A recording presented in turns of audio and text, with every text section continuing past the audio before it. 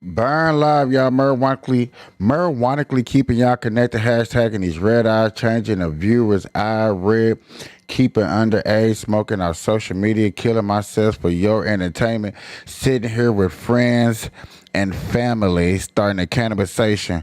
What up, everybody? You know what I forgot to really do?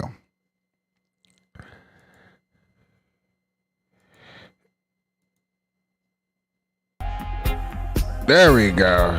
Yeah. I forgot to do something. What's up, y'all? Welcome to another BurnLive show, man, where we smoke weed, we talk about things that matter, we talk about things that is out here going on in the world. We got Trump that's taken out of the ballot in Colorado. A lot of people are exhilarating over that. They're happy that a man is getting taken down off the ballot for voting. I don't think that's right. We're going to get into that. Nikki Haley's get attacked by the media. I might do a little Stephen A. Smith debate that he has. Now, Stephen A. Smith has actually started to get a little bit more into politics. We might talk about a little bit of sports. Draymond Green has got suspended for good. Jamon, I cannot pronounce that boy's name right. Jamal, I don't know. But we got an NBA player that just came back. I'm going to talk about that. I also want to talk about a mayor in Dalton who has put out a report that you cannot come join her. You cannot become a team unless you follow direction. A lot of this and more. There has been reported that nobody wants the Oakland A's, a baseball team, to come to Las Vegas. There has been so much controversy behind that. Jonathan Majors has actually been fired from damn near all his jobs. He's been committed guilty of a couple of misdemeanors, no felonies, just a couple of misdemeanors, so it's not that bad. But yet again, they still want to take this guy and throw him under the bus. It's really going down. Ladies and gentlemen, you are not safe from nobody when it comes to, hey, if you did something wrong and you thought that you was hiding it, yeah, right. It's going to go down. Somebody's going to find the evidence of what you did and how you did it and why you did it. You think I'm playing? Okay. That's funny that a lot of people think I'm playing. Now, I bring this up because of what they're doing to Trump. Now, a lot of people I've been talking to for over and over. I've been talking to a lot of people, and I be wondering, like, hey, why don't you like Trump? You know what I'm saying? Give me a good reason. And I could never get a good reason why they liked Trump or why they hated Trump. I'm sorry. I am trying to do something real quick, ladies and gentlemen. I don't get to share out. I heard that a lot of people do not like my intro, so therefore I've been trying my best to skip the intro, make it faster. So therefore, during the show, I had to kind of do a little share out and stuff like that. I do apologize, but I don't get to share my content out for real. Shout out to BurnLive on Bookface. Shout out to YouTube, and shout out to Twitch. We are live on these programs today. Okay, ladies and gentlemen, I did start off talking about this earlier today, and then the internet had cut me off. I don't know if it was me or what I did. Yet again, certain things aren't working, so I'm not 100% sure what happened. But I was hot and mad that I really got into a good conversation, and we was getting into some a topic just for it to get cut short because of whatever technical difficulty. So I stopped. I took a break. I cut off my computer, gave a chance to rest because hopefully that was the reason why. Because it needed a chance to rest. So therefore, I will be going back over a couple of stories with you guys that I was talking about earlier that I feel like is highly important. And now, yet again, like I said, I will be discussing some things that I feel are highly important. This Trump case thing to me is important, ladies and gentlemen. I don't think y'all really get the concept of what they really trying to do this, and which is okay.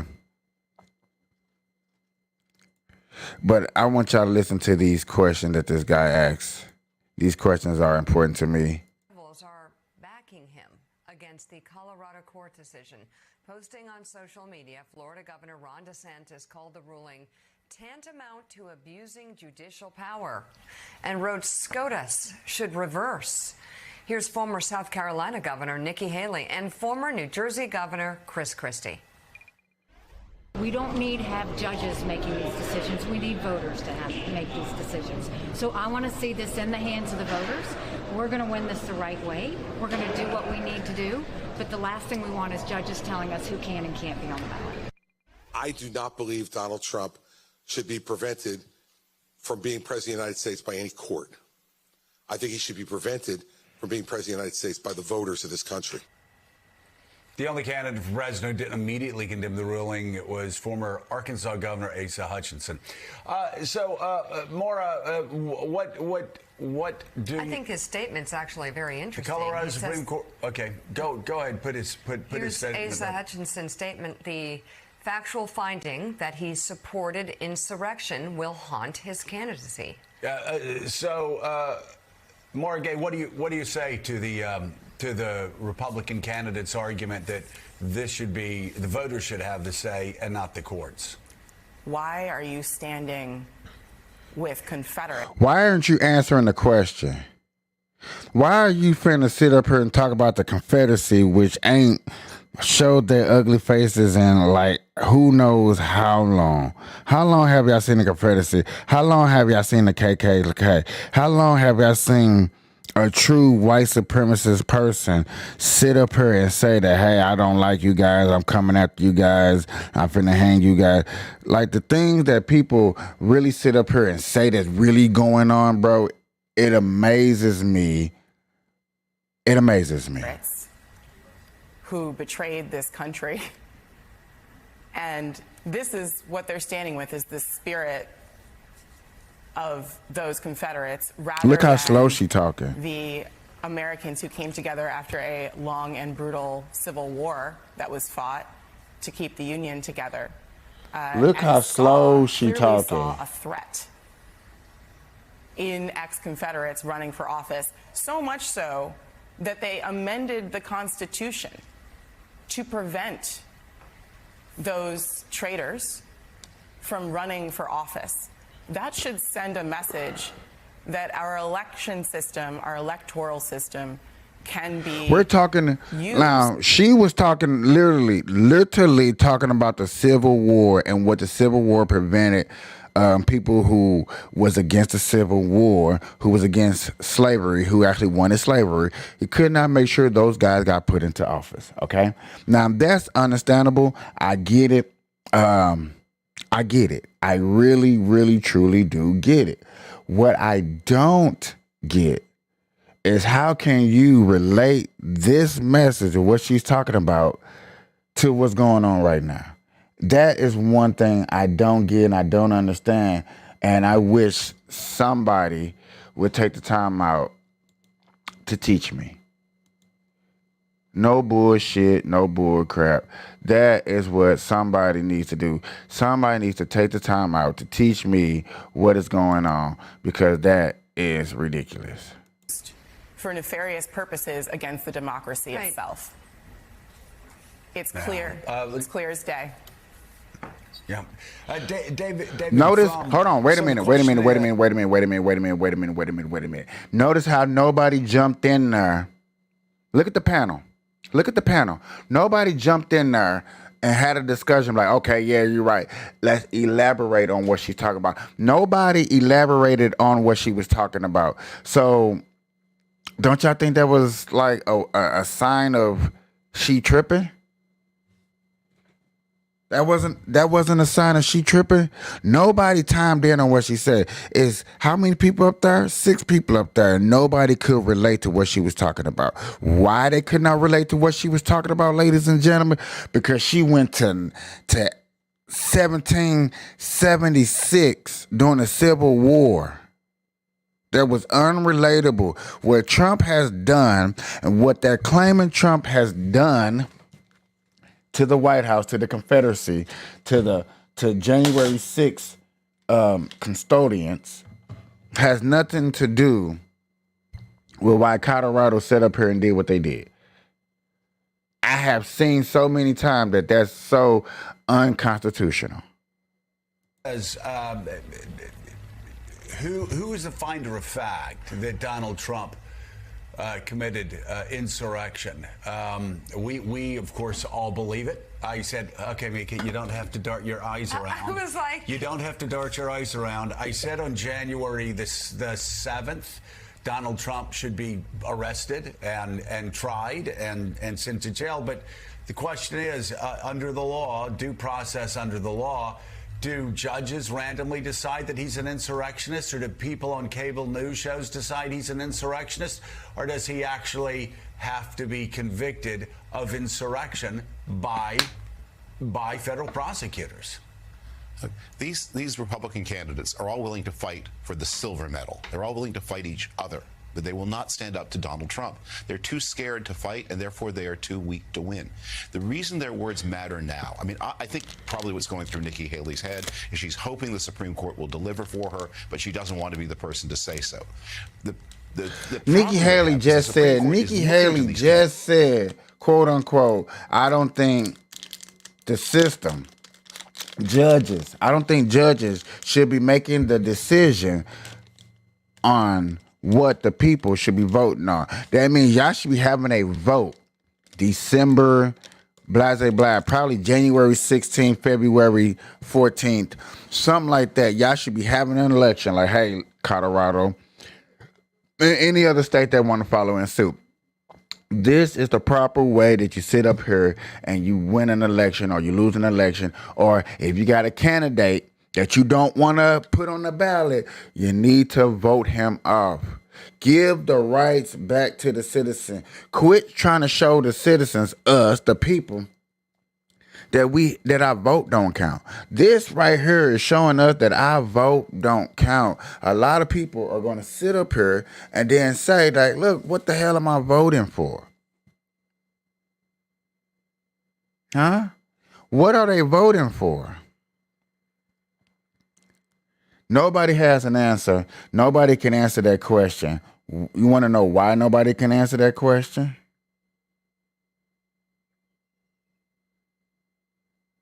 Nobody can answer that question because half the people don't want to vote anyway, don't care. A lot of people sit up here and still think that y'all vote don't count, bro. It really goes down that y'all vote do not count. A lot of people would sit up here and say this all the time.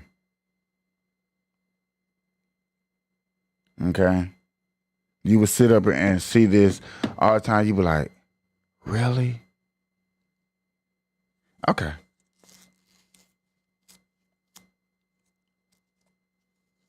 I get it.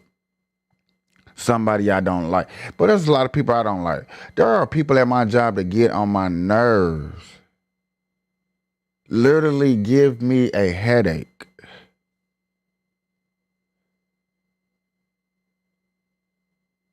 What I am trying to say is, in the same token that they give me a headache, can I get them fired? No. I got to go through the proper procedure, proper chain to get them fired. For signals about what Republicans expect. If Nikki Haley is trying to be artfully insincere, and maybe Ron DeSantis the same, and to say, please say, please don't do this. I beg you not to do this, while thinking, please do this, please do this, please do this. But that's too complicated. The courts need to hear from now. Republicans. Nikki need to call him out. We respect Nikki your authority. If Haley, you do this, you will be supported. Nikki Haley needs to call him out.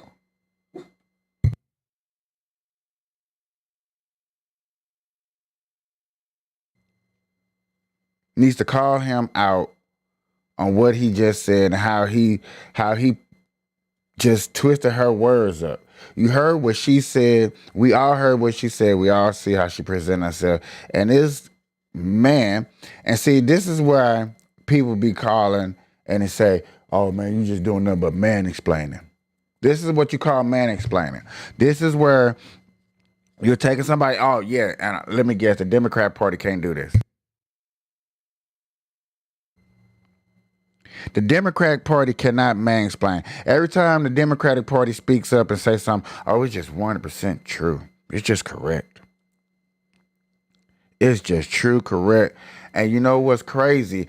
I got a video that a friend sent me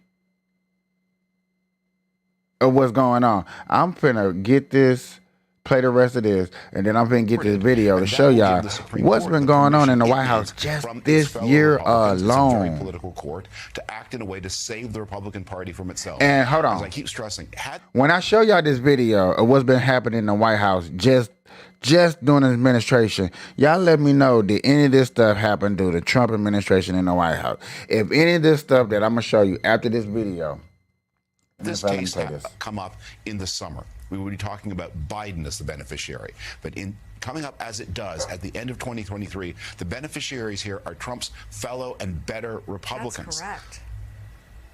Yeah. Yep. So, George Conway, let me ask you. 14th Amendment talks about someone who's committed insurrection against the United States, the Constitution. Who is the finder of fact of that? People on cable news? Judges in Colorado, or does it need to be a jury in Washington, D.C. That is hearing a case on whether Donald Trump committed insurrection against the United States Constitution? Well, as a good longtime member of the Federal Society, you have to look at the text of the constitutional provision, and the constitutional provision says nothing about convictions. They could have easily, when they wrote that provision, said someone convicted of insurrection cannot hold public office. Mm-hmm. It does not say that, and so what that means is the courts are free to determine on their own, based upon the valid judicial processes, what is an insurrection and whether the facts meet that. And what happened here was there was a 5-day trial where Donald Trump and his lawyers got to participate, and the judge made extensive findings. A judge that actually kind of ruled for him on a bogus ground found that he engaged. Is it illegal or not? Yes or no? Flat out. Is it illegal? Insurrection, found this by not just a preponderance of the evidence, which is your lower basic civil court standard, but by clear and convincing evidence, which means that it's way more than, more likely than not. It's very, very, very strong evidence, and you don't see the dissents challenging those findings at all. And in fact, there's no basis to challenge the findings. When you go to the majority opinion and you read the 30 or 40 pages, or I don't know how many there are, on what happened on January 6th and what Donald Trump did before and during January 6th, there's no dispute. I mean, we saw it on television, and we know what happened. He fomented, he engaged in an insurrection. He wanted this to happen. And not only that, I mean, there's another provision in Section 3 of the 14th Amendment that talks about giving aid and comfort to enemies of the Constitution. Well, he did that. He was an enemy of the Constitution. So it's really, if this decision gets overturned, it's not going to be on the basis of the factual findings. And I'll say this about a jury trial. There's no basis for demanding a jury trial here. Any first-year law student will tell you that, because this is not the kind of case, it's not the kind of like a civil case for damages where you do get a Seventh Amendment right to a jury trial. This is this is election litigation. Election litigation is always more equitable, and it's more of something that a court of equity does. And there's never jury trials in election cases because they have to be resolved quickly. And such as Bush v. Gore, that's exactly the same thing. There were no juries there.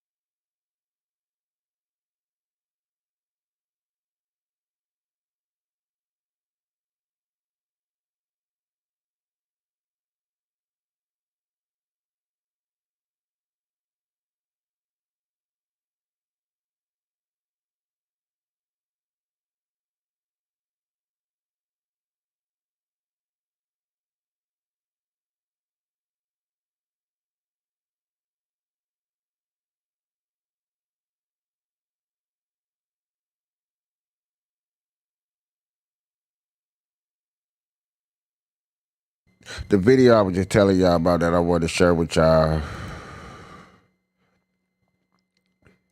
I had to send it to, it was on Instagram and they wouldn't let me play it. So therefore, I had to send it. What the fudge? I had to send it off to myself. So y'all give me 1 second. I'm telling y'all, I'm really going to show y'all this video because this video is disturbing.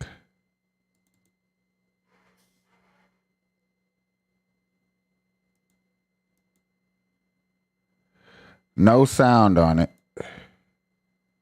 Well, there was no sound. Let's play it on my phone real quick.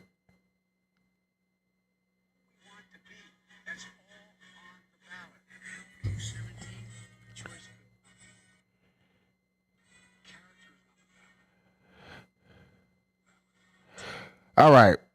So basically, oh, there we go. There we go. There we go. There we go. There we go. There we go. This is what's been happening just last year on the ballot. Bow. Okay, let's go. It's democracy. They're all on the ballot. Who we are as a nation, what we stand for, and most importantly, who we want to be. That's all on the ballot. How old are you, 17? This all, what y'all see, all happened in 1 year. 1 year of Joe Biden president, just last year. No matter of fact, this year, this all happened this year. All what y'all see right here, it's all 1 year. On the ballot. Compassion is on the ballot. 1 year. Decency, science, democracy, they're all on the ballot. Who we are as a nation, what we stand for, and most importantly, who we want to be. That's all on the ballot. How old are you, 17? And the choice could not be. Is that right? So all what y'all just saying, like I said, they went naked on the White House. That's where they cut me off yesterday. They literally cut me off. No, earlier this morning I went live and they cut me off. And as soon as they cut me off, my friend sent me this video and I was like, wow, they cut me off, but I got proof to show them what I'm talking about.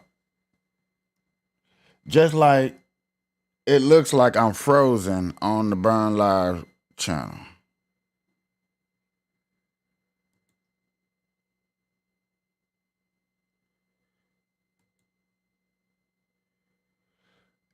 On my Facebook, see, this is what I'm saying, bros. I got to see if I can go live. I got to see. Check this out. Hold on, y'all. Give me a second. I really got to check this out. And it's messing my whole thought pattern up because this is somewhat of some bullshit.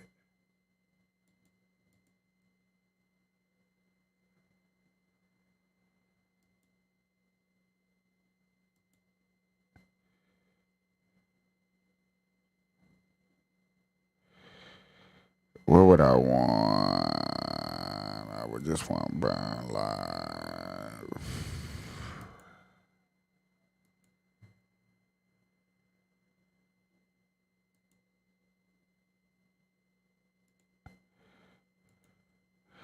I'm just trying to see something real quick, y'all.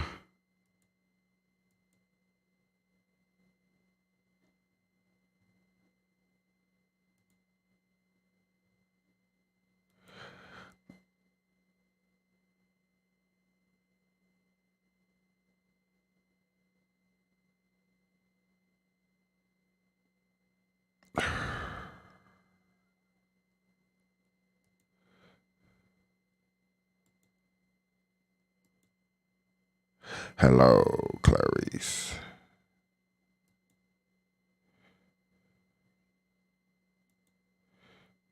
Yeah, I was just trying to see if I could go live from my other platform real quick because I got a lot of people that are missing out on videos.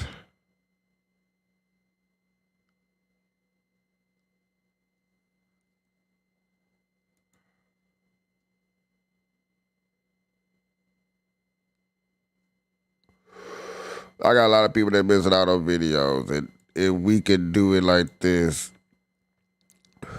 we look like it's supposed to work, but it's not working. So I'm just for to quit it a second to get back to some stories that's going on to understand that I have channels that just basically are not picking up, and it's okay. I will work on them later when I get a chance. But understandable that this. Yeah, they're not going to let me do it. So, ladies and gentlemen, I apologize to my BurnLive page because it frozen up on them. I got to learn how to fix that. Don't know how to fix that at the moment.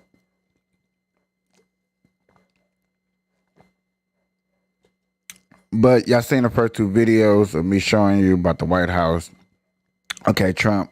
I know everybody wanted me to talk about that, so I talked about it. I gave y'all my 2 cents. And like I said, I think this is wrong. Not only is this wrong, but now you got a mayor in Illinois.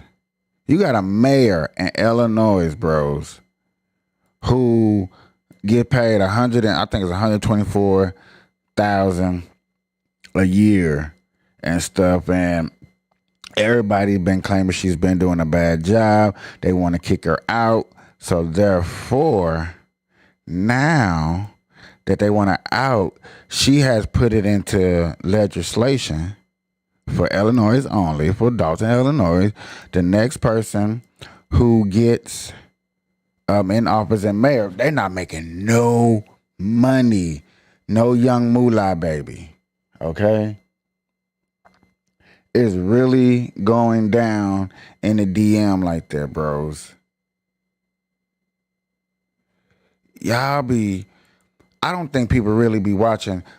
I understand y'all look through my stories, but I don't think y'all sit here and watch my story. Some of this stuff I talk about, I know it's got to be just a tad bit amazing. Listen to what this mayor doing in Dalton, Illinois, and tell me am I right or wrong for bringing this story up to everybody's attention.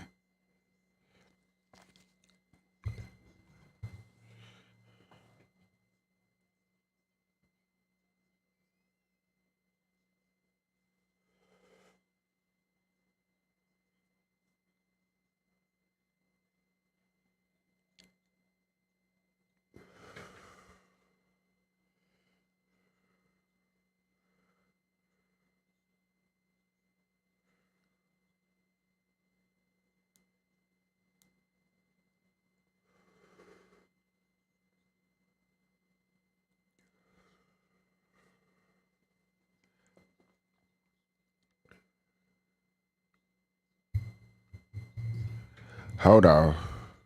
Hold on. Hold on. Hold on. Hold on. I see. I see.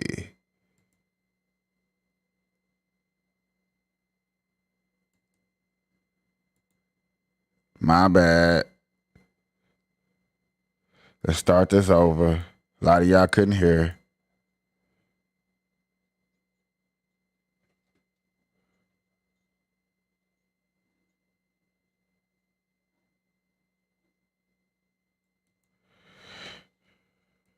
Hold on.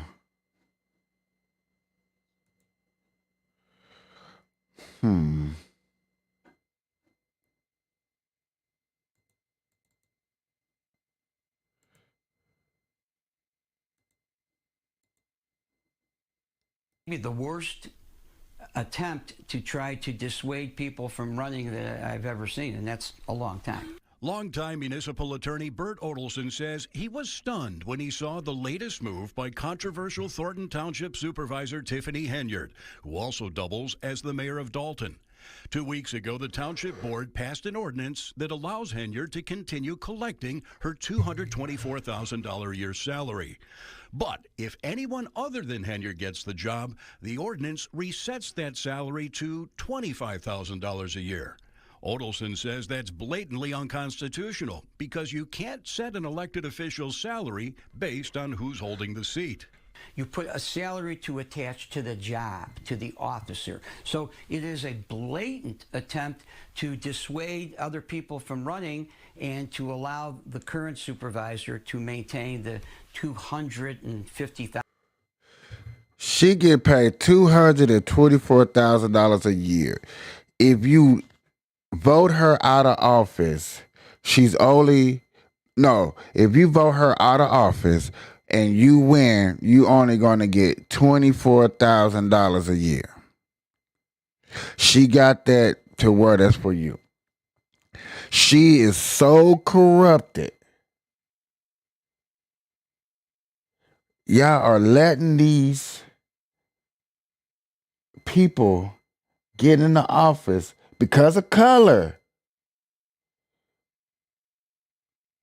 And I'm saying that because it's true. I'm saying that because I'm tired of seeing that these people, and I'm asking my black people, man, did you vote for her just because of her race? Yeah. Well, she not doing a good job. He not doing a good job. And they literally would say, so what? The white man did it. So the black man came up with a song, Two Wrongs Don't Make a Right. Two wrongs don't make a right.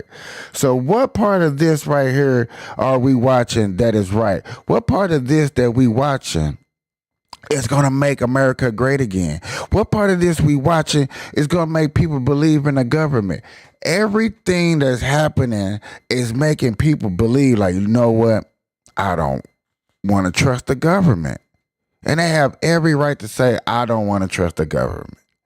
$1,000 or whatever it is, obnoxious salary. I didn't receive any information, actually literally till I sat down for the meeting. No, so you didn't know this was coming? No. Thornton Township trustee Chris Gonzalez says he didn't vote for the ordinance because he was handed the 7-page document at the start of a meeting and didn't even have a chance to read it. Gonzalez says it's clear Henyard is trying to ward off an election challenge by cutting the salary of anyone who beats her by nearly 90%. Trying to beat you by 90%. Go back real quick. Read it. Gonzalez says it's clear Henyard is trying to ward off an election challenge by cutting the salary of anyone.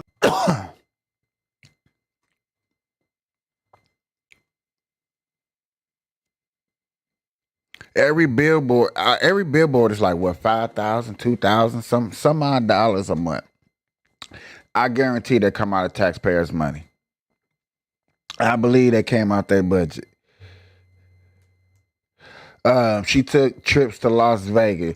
She spent $180-something thousand on a $78,000 truck. She spent, I think it was 134 hours of overtime. She gave officers and her secret service. She gave them so much overtime. They got paid in their sleep.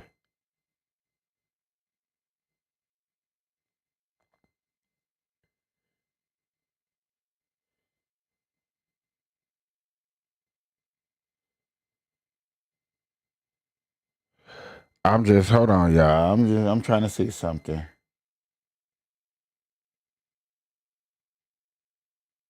Okay. That she got paid in her sleep, y'all.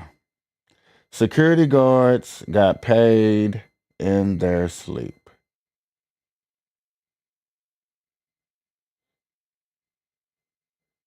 When I say that I want to get involved in this so bad, why when people have a conversation with me and I might jokingly say something, I might jokingly agree with them, but they know what I stand for because they know I got this podcast. They know that what I talk about. Do they get upset? Do they get mad when people actually sit up here and say, you know what, dog? You will do something that was illegal, and you know what I'm saying? You be sitting on your podcast and you talk one way. I jokingly may say, damn right. And seriously would say that yes, if I was up there and I was that security guard and I was taking all that money, I would be taking all that money. It's not my fault. It's not my problem that a mayor is sitting up here giving me all this money. Yes, I'm accept this money. As long as I know for a fact that I'm not going to get in trouble, yeah, I'm going to accept it. I'm up in there. What about y'all? Huh? What about y'all? Are y'all going to accept that money? Are y'all going to accept the money? Because I'm going to accept the money.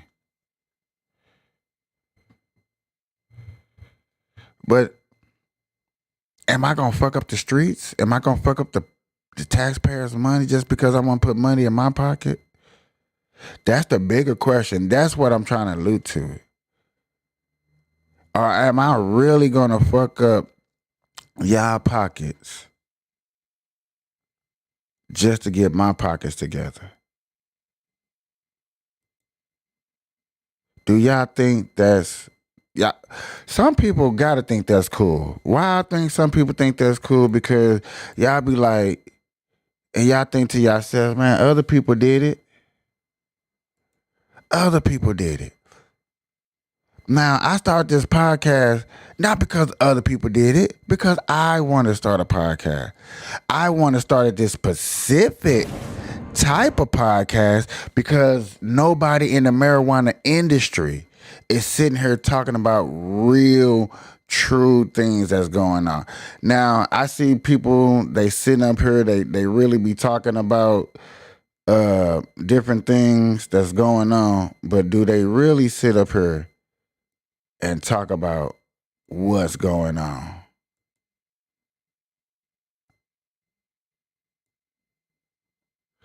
Huh?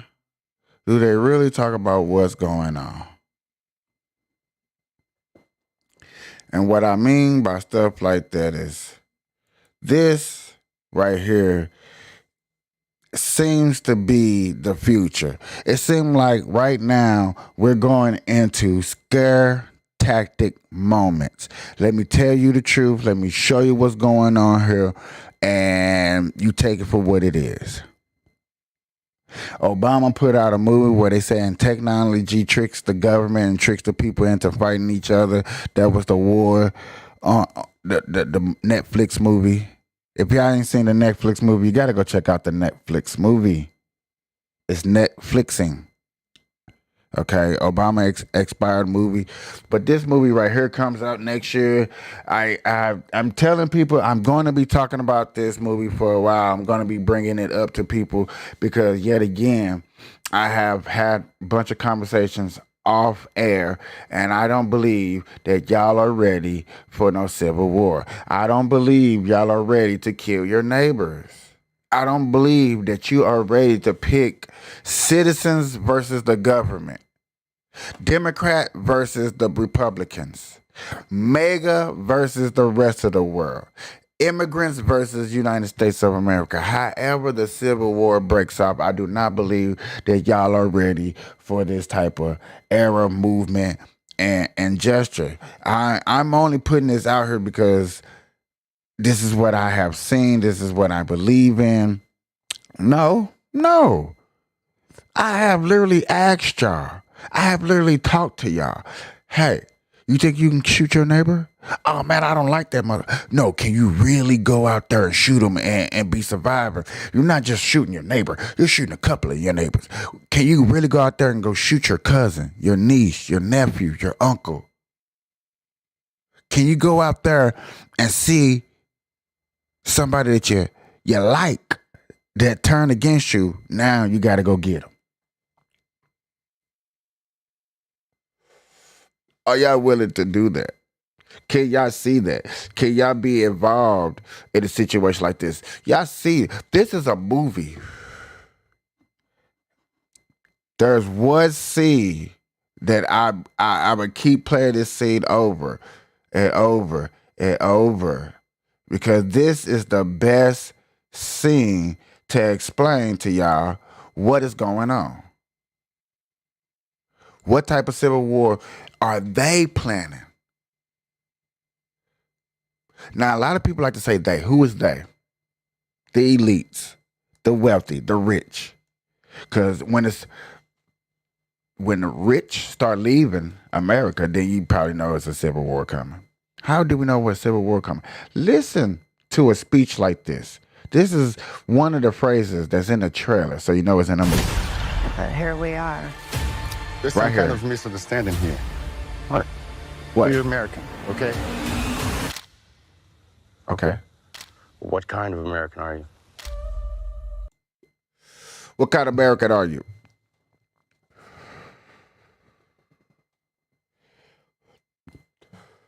Are you with us? Are you with them? I love this scene right here because this is going to show you what type of division is going to happen here in America. You don't know? The Western forces will reach the White House on July 4th. Oh my God. Get in the car! Get in the car! Move, move, move! You're going to hang back. I'm not hanging back. One nation under God, indivisible, with liberty and justice for all. Go, go, go, go, go!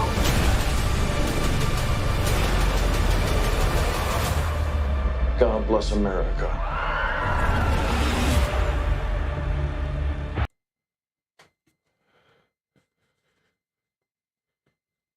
What side you on? Who you with? Where you from? Huh? What type of American are you? Oh, my buttons are not working. Oh my God.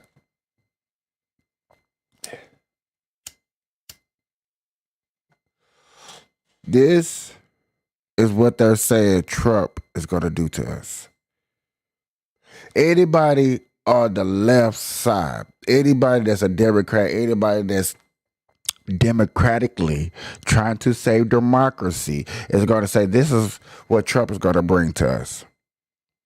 And what I said sounds like some big ass nonsense, but I've been learning, and I hope I got to learn with you guys. But I've been learning that the saving this democracy, where we the people, me and you, we get to smoke our weed how we want to smoke our weed, protect ourselves with the gun, whatever type of gun we want to do, say what we want to say to anybody. Hey, I don't like your president. Fuck you. Huh? These are the things that we supposed to be able to do and run with no problem. But yet again, the Democrats keep trying to tell us they want to save our democracy. People on the Democratic side say they don't like Sleepy Joe. There are other candidates that want to run for office. Hold on. Follow me. Sleepy Joe say you can't even pick nobody. Is that saving your democracy? Is that giving you the opportunity to choose who you want to choose? Pick who you want to pick? No, that's getting rid of your democracy right there already. Already.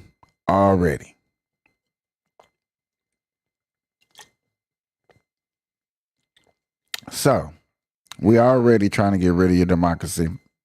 We started off pretty damn good. We started off great. Okay. So, Trump, you know what I'm saying? He feels, and this is not me thinking like how it's like, let me think how somebody else think. No, he has said it multiple times. He think that the election 4 years ago was rigged. That's his feeling. That's his opinion. You cannot get mad because 38 million people agree with him or something like that. 37 million people agree with him. Whatever, 16 million people agree with him. We're gonna lower the number down to 16 million people agree with them. That's a lot of people. But yet again, that's their opinion. They have the right to feel like that. Oh, they also have the right to try to do something about it by going to court, having a recount. There are tactics, there are ways to sit up here and fight the system the right way.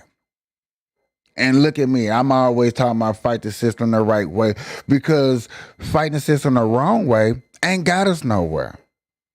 Beating up a cop don't get us nowhere, but either the cop die or you die. So, I mean, how are we going to fix this?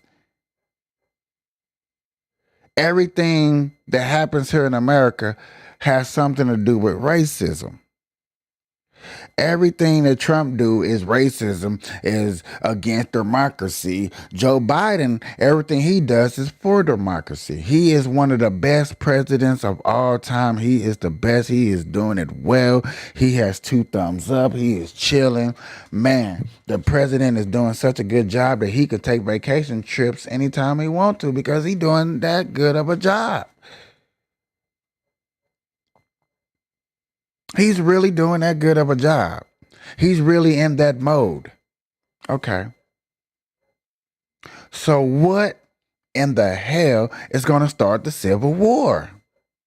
Now, ladies and gentlemen, they say, quote unquote, I done heard it back in the day. I done heard it on podcasts. I done heard it from OGs. Man, the elites, the rich people put it out there what they going to do anyway. They don't care. I heard they put it out so they have a good conscience. So don't no karma come back to bite them in the ass. Now, y'all done heard karma's a bitch. So if you don't want nothing to bite you back in the ass, you're going to put out what you're going to do. Hey, I'm going to tell you what I'm going to do before I do it. Therefore, when I do it, I shouldn't be hurt. You shouldn't be hurt because I have already put it out there. I ain't gonna say I used to, because I'm sort of like that now. I tell people about me and how I am in the beginning. You probably do it too. When you first introduce yourself to somebody, hey, my name is Capiche. I have a podcast. I talk about political things. I make fun of Democrats. I am bluntly truth about things because I'd rather be honest with you and try to get the facts on instead of sugarcoating things and bullshitting around with you. Let me light up on this.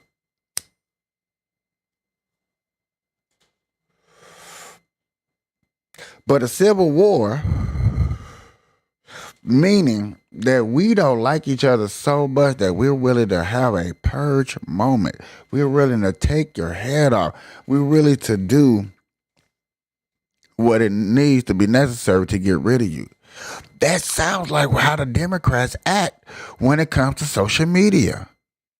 If they heard something that you said back in the day, if they heard that you tweeted something, they try to ruin your career. They try to ruin your life.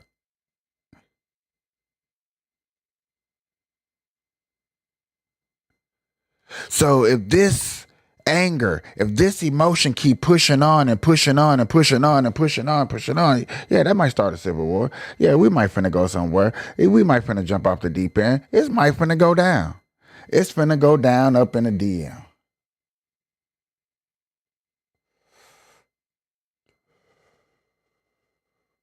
Let's not pretend like we got something fake going on here.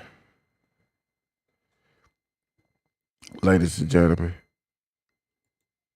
I'm not finna act like this stuff is not happening. I'm not finna act like they finna put out these movies just to justify some bullshit.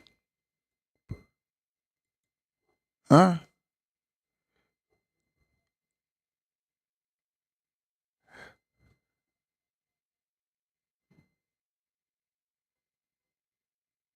I want to show y'all Recordings just got better.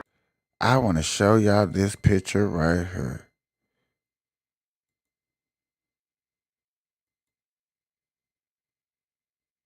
I want to show y'all this picture right here. Civil War. Look at this. If this is what you want,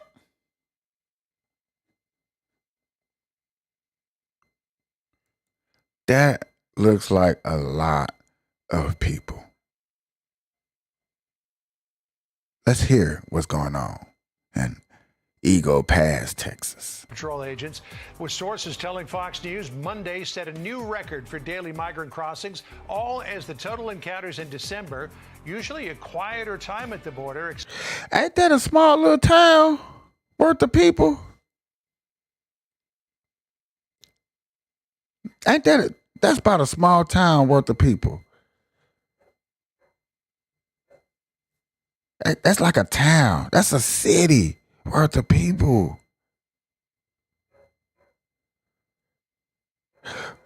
Why?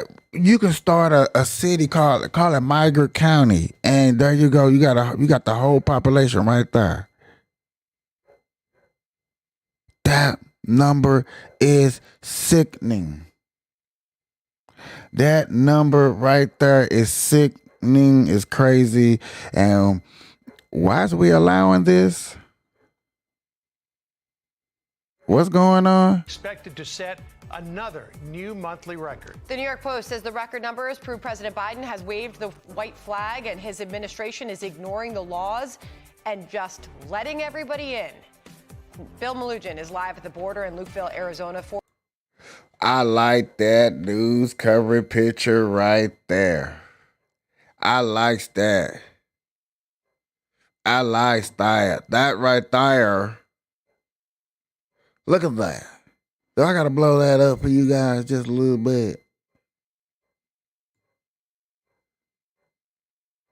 Okay, so I am finna after this show teach myself how to do it to where the news coverage is all in big and boom. I'm finna switch some things up. I see already. Yeah, y'all might not ever see this background for a little while unless I'm up here sitting with a guest. Yeah, buddy. I might be able to put myself down up in a small little corner and have my whole background of news covered so y'all can really see. Y'all can't see this picture. I'm going to just blow it up one time real big. Look at that. Look at that.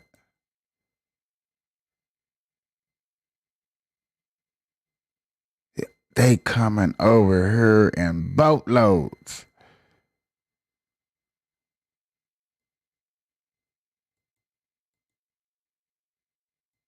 There's nothing you can do. There's nothing you can do. Nothing. Yeah, that's something we can do. Man, Biden, look at her. Quit playing with us. Quit playing with us, bro. Stop playing with me when I get to show people stuff like that. That's crazy. But yet again, it's not going to affect you today. It's not going to affect you tomorrow. It's going to affect you next year. All these people that you see right now, it's not going to affect you right now because it's the end of the year. It's not going to affect you going into the holiday. It's not going to affect you for Valentine's Day because you get to spend your time with the loved ones. It's going to affect you around summertime if you're looking for a job. Oh. It's going to affect you next winter time when you're trying to enroll your kids in school and all of a sudden these schools are going to be overcrowded. Oh. Y'all didn't think about that. Nobody thought about that. They gonna overpopulate the school systems. They gonna overpopulate the jobs to where there ain't no jobs when you looking for a job because you was mad at your boss because your boss was talking shit. And you were like, fuck that nigga, I go find a job. And he was like, okay, go find a job.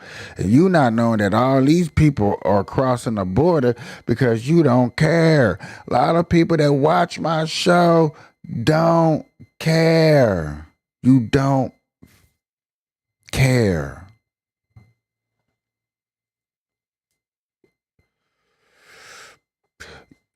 You're seeing these immigrants now, and you be like, it's not affecting me. It too. They wind up in your, hey nurses.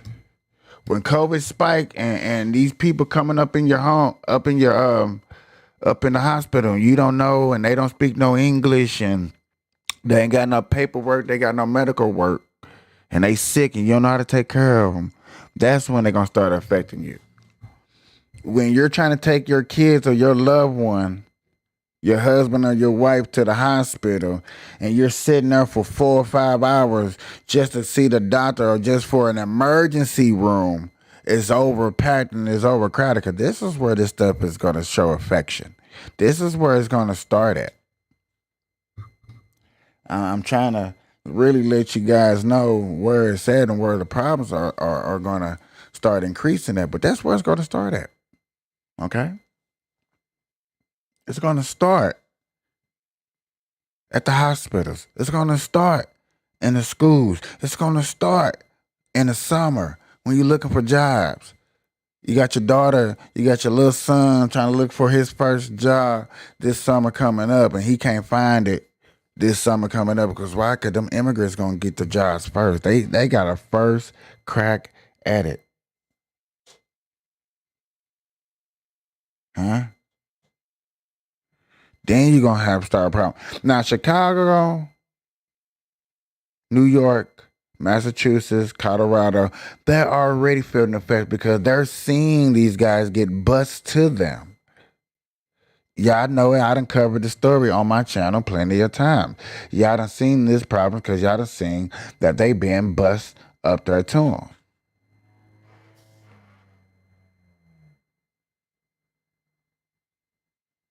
But y'all not worried about the problems because it doesn't affect y'all. It's not going to affect y'all until this summer.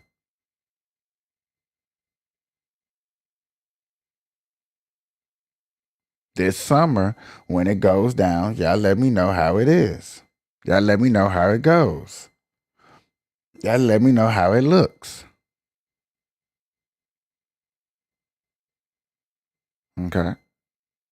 I can't wait till this summer come up and I get to hear the stories. And I'll get the report. Hey, look at this.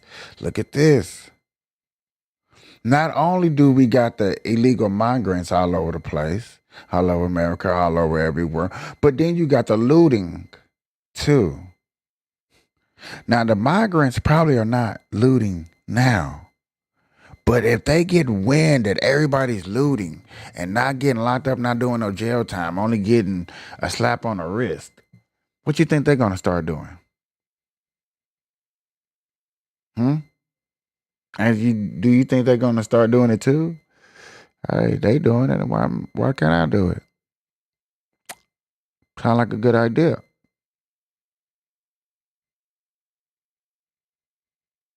Yet again,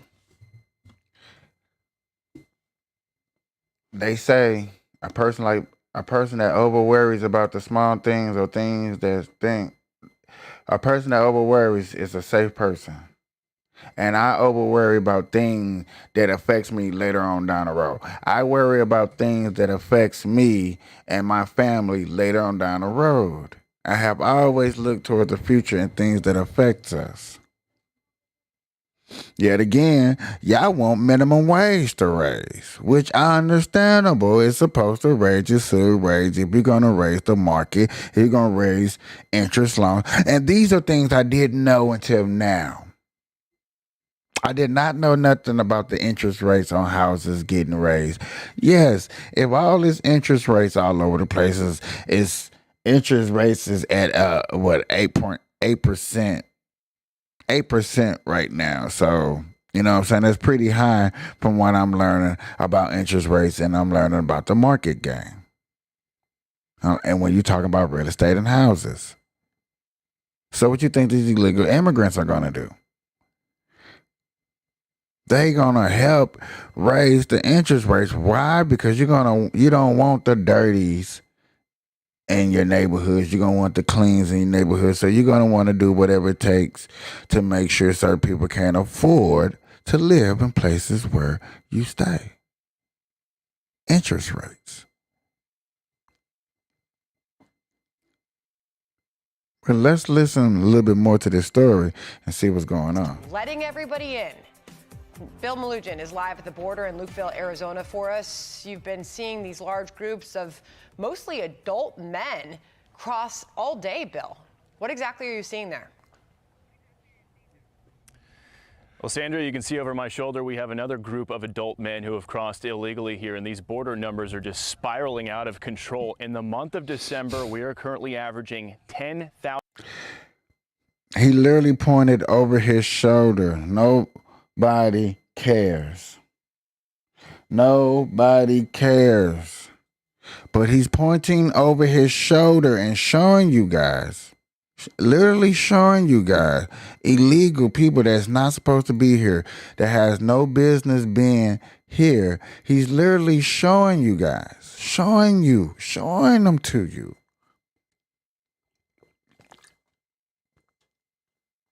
Hey, we're here. We're coming.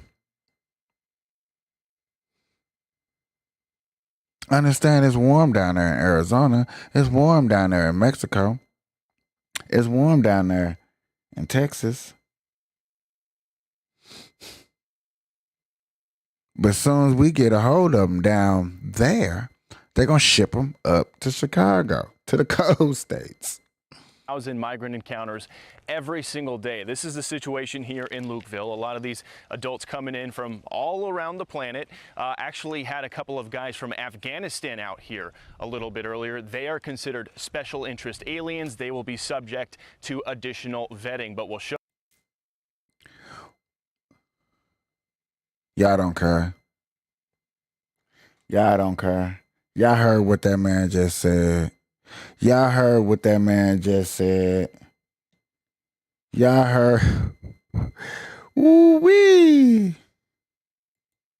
If we are not inviting over killers, huh? What else do y'all want? Is everything okay?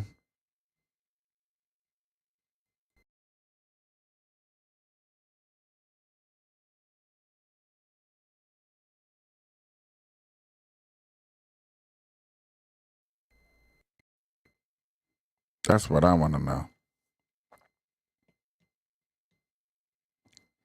That's crazy, y'all. I'm gonna play this again. I don't think y'all heard that. I don't think y'all heard him. I'm gonna play this one more time. They are considered special interest aliens. They will be subject to additional vetting, but we'll show you how all these guys got here. Take a look at this footage we shot just a couple of hours ago. They were part of a group of 500 that crossed illegally early this morning through an open breach in the border wall cut by smugglers.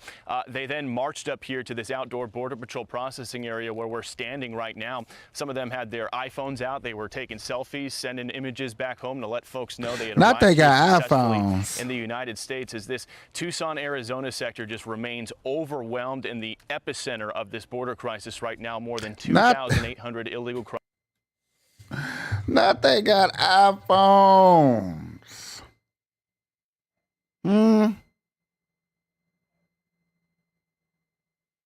Ladies and gentlemen, they got iPhones. That dude right here.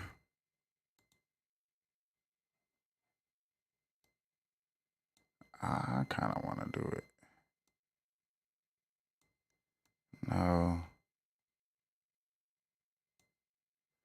They fucking with me. They're not going to let me do it. I was going to try to enlarge it away, but oh well. Whew. Crossings yesterday alone. We actually had a chance to catch up with some Indian guys who had crossed illegally, had a little chat with them. Take a listen. Where are you guys from? India. India. Everybody here from India? Yeah, India. Where do you guys want to go in the United States? What city? California. California? California? Everybody here California? New Jersey. Seattle. New York. Okay. And why did you guys come here to the U.S.? Sorry? English, no. English? No English. Do you want to work? Yeah. You want a job? No. Yes. No. No. What? No. You don't want to work? Why'd you? Life danger. Life in danger. And then take a look at this. We talk about how backlogged the asylum system is. This is a notice for a Colombian woman who crossed illegally and was released into the U.S. for her to check in with ICE in New York City. And look at the date, 2031, 8 years from now. I talked to her immigration.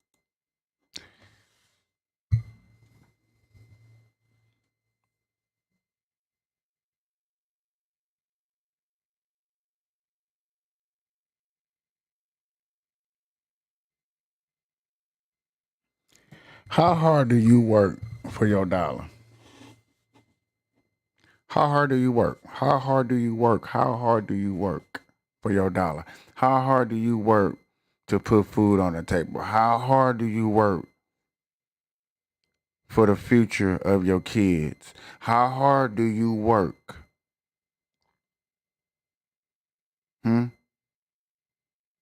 How hard do you work?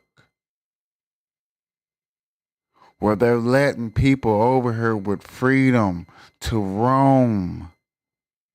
No check-in.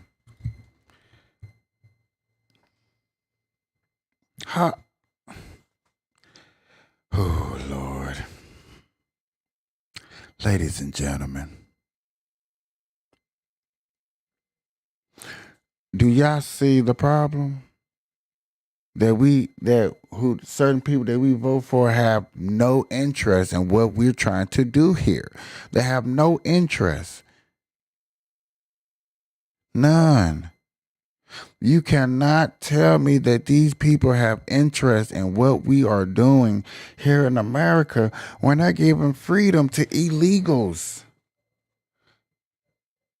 They're giving so much freedom to illegals, but y'all trying to tell me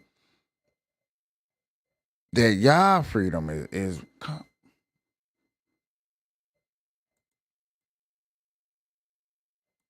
on, Judith.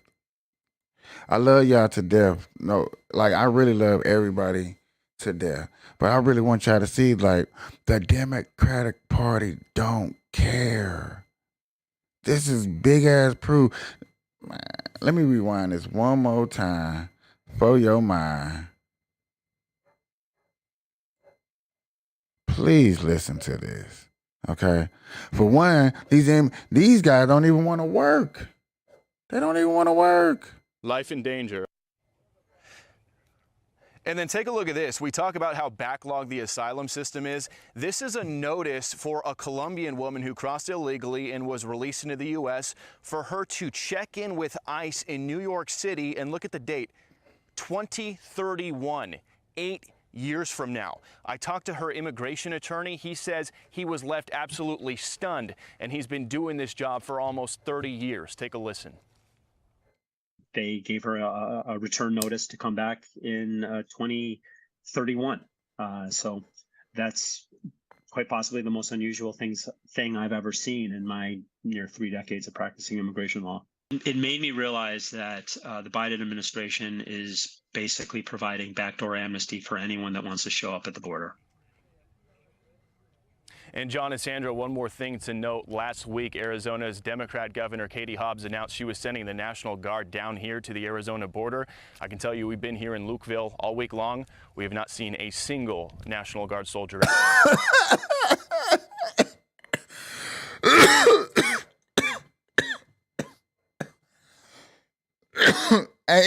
ain't seen not a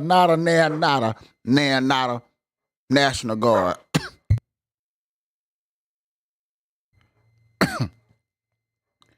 Have you seen a National Guard? Thought about one? Come on, man. If y'all don't think this a problem, y'all don't care. Y'all don't care. Okay? That's what it really comes down to. Y'all don't care. But understandable, like I say, next summer, it's going to be all up in y'all business. Okay? Out here yet. We'll send it back to you. Hey, Bill, it's John. Let me come back to the conversation that you had with the illegal immigrants who came from India, where you were asking them, are you here to work? And they're like, yeah.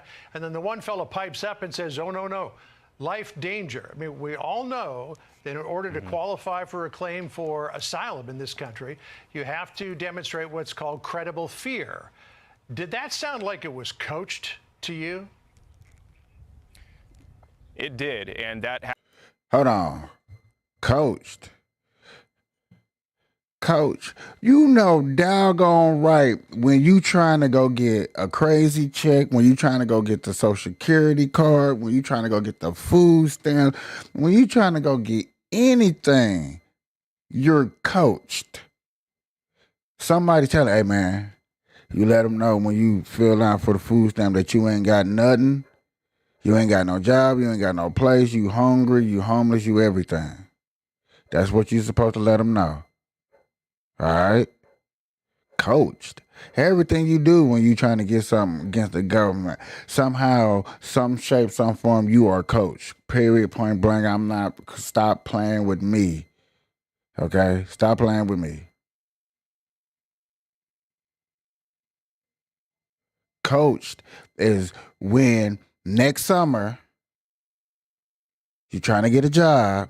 Your kids trying to get a job and they can't find one. Next summer, next school system, when these school systems are overcrowded and these teachers can't take it because they want more money because now they got to deal with the illegal immigrant kids that don't know how to speak English when it's a bunch of them.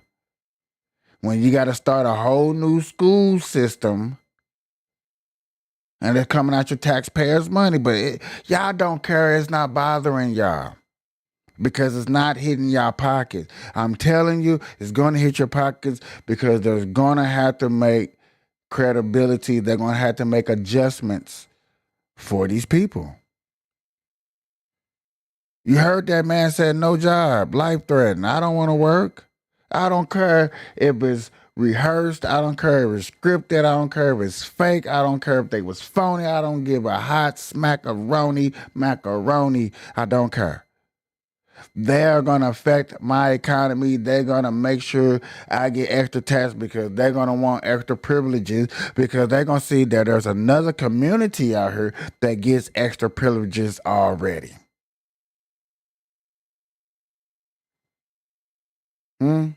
When you see there's people getting privileges, when everybody's not treated the same, everybody's not equal, everybody is coming over here illegally going like, oh man, it was racist. It's racist. Man, bro, it's racist to do damn near everything here in America. So therefore I can get away with anything. Crime is fucking, it's worth it to do a crime. You might get a statue. You might get praised. You might get somebody say my name when nobody's around you. Say, baby, I need you because I committed a crime. Say my name. CNN get the coverage and you know it's lovely because I'm committing crimes. Come on now. You're getting hood stripes from committing crimes. You're getting a slap on the wrist from committing crimes. You're coming over here. Let me find out there's a place where I can go illegally and tell them that, hey man, I'm running from America. They trying to kill me. There's not too many places. There are some places that you can do that. But yet again, you really got to have proof. All these people really got proof. And I know y'all probably say, okay, Michael, man, you're beating a dead horse. Okay.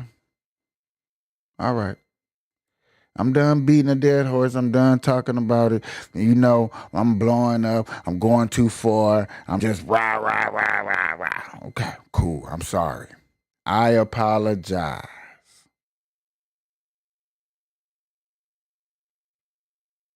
But then the mainstream media, you know, but then they finna talk about is Trump.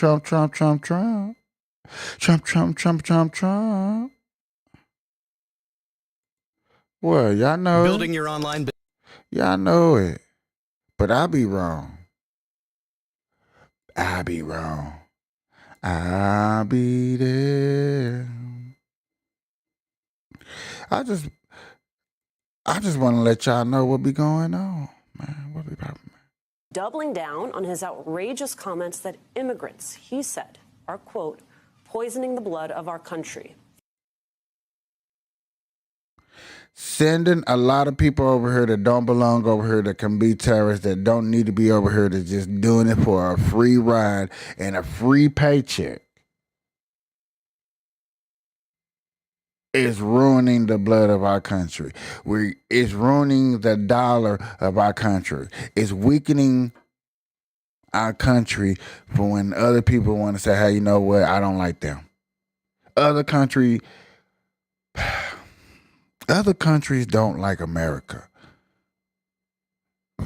Excuse me. And it's sad that Americans don't like America. It's sad. Hold on. Hear me out. Hold on. Wait a minute. It's sad that there's a possibility that them illegal immigrants will fight for this country more than American citizens that belong over here. Now that's sad. That I have a problem with. That I don't think is right. That's sad. He's not mincing words anymore. He's not even running with any of the ridiculous defenses that Republicans have spoon-fed him this week, including that maybe he wasn't talking about immigrants at all, but rather Democratic policies or fentanyl overdoses. Again, we do not play these comments lightly, but here's what Trump said in Iowa last night so that everyone, even his staunchest defenders, know that there is no excuse and that he meant what he said the first time. They come from Africa. They come from Asia. They come from South America, but not just South America. They're all over the world. They dump them on the border and they pour into our country. And it's true. They're destroying the blood of our country. That's what they're doing. They're destroying our country. They don't like it when I said that. And I never read Mein Kampf. They said, oh, Hitler said that in a much different way. They're destroying the fabric of our country. Bro, these guys are, you know what's, I'm going to say it like this. These immigrants are taking hiking trips, probably documenting it as one of the best fun adventures they probably ever been on in their lives. Probably one of the scariest adventures they've been on in their lives. They're documenting it.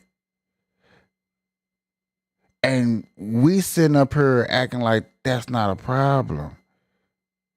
Which is, okay, that may not be a problem to you. But you hiking over here. When have we hiked over to a country illegally and say, man, this is the best time I get to do something illegally and document it? Normally, when you document something that you do illegally, you go where? To jail. But I guess I'm tripping. Y'all gonna tell me I'm tripping and I'm going overboard with it and here I go again. But okay. Go to another country illegally, document it. And let them, you know what I'm saying, let them see it. And like, oh, okay, you did come over here illegally. Oh, you documented. You came from over here. Oh, okay. Well, you be Brittany Grinder in a minute. They were Brittany Grinder the shit out you in a minute. Quit playing with these people. But you come over here. You won't get Brittany Grinder. No, you get a holiday treatment, man. Come to Holiday Inn. You get the best music, best food, comfort bed. We treat you better than we treat the only citizens here. We give you a paycheck. Oh, yeah, you ain't got to check in. If it costs the taxpayers money, a lot of money, I'm down for this. They all need ankle monitors. When you put people on probation, give them ankle monitors. I'm cool with that.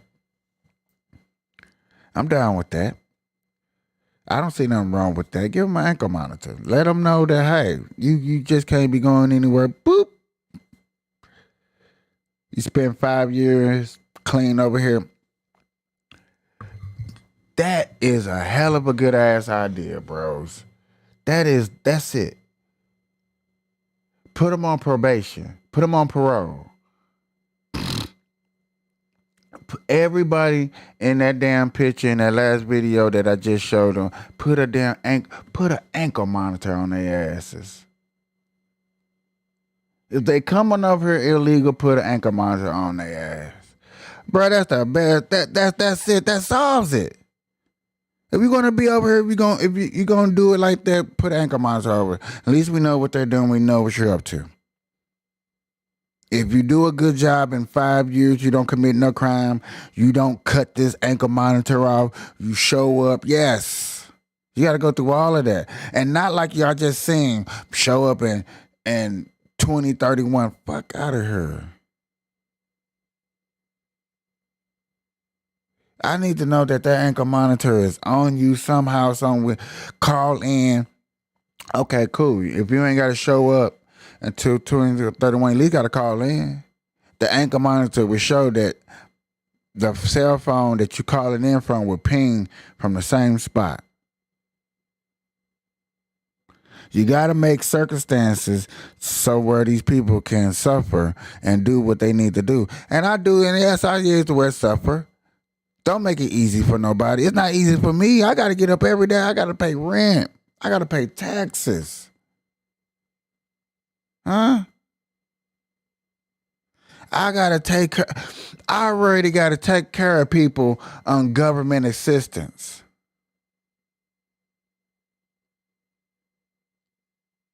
Did y'all forget about that? I already got to take care of people on government assistance. I already got to take care of people that's on Section 8. I already got to take care of people that's on food stamps. I already got to take care of people that get free health care. That's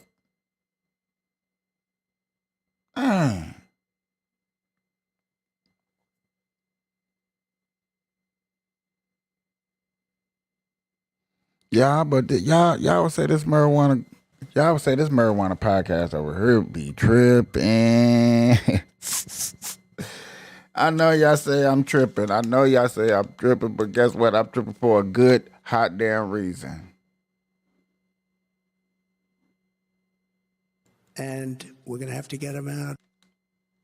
Joining our conversation, professor of politics and journalism at Morgan State University and host of the podcast A Word with Jason Johnson. Jason Johnson is here, plus political strategist Matthew Dowd. Jason, we don't have to be confused anymore about what he meant.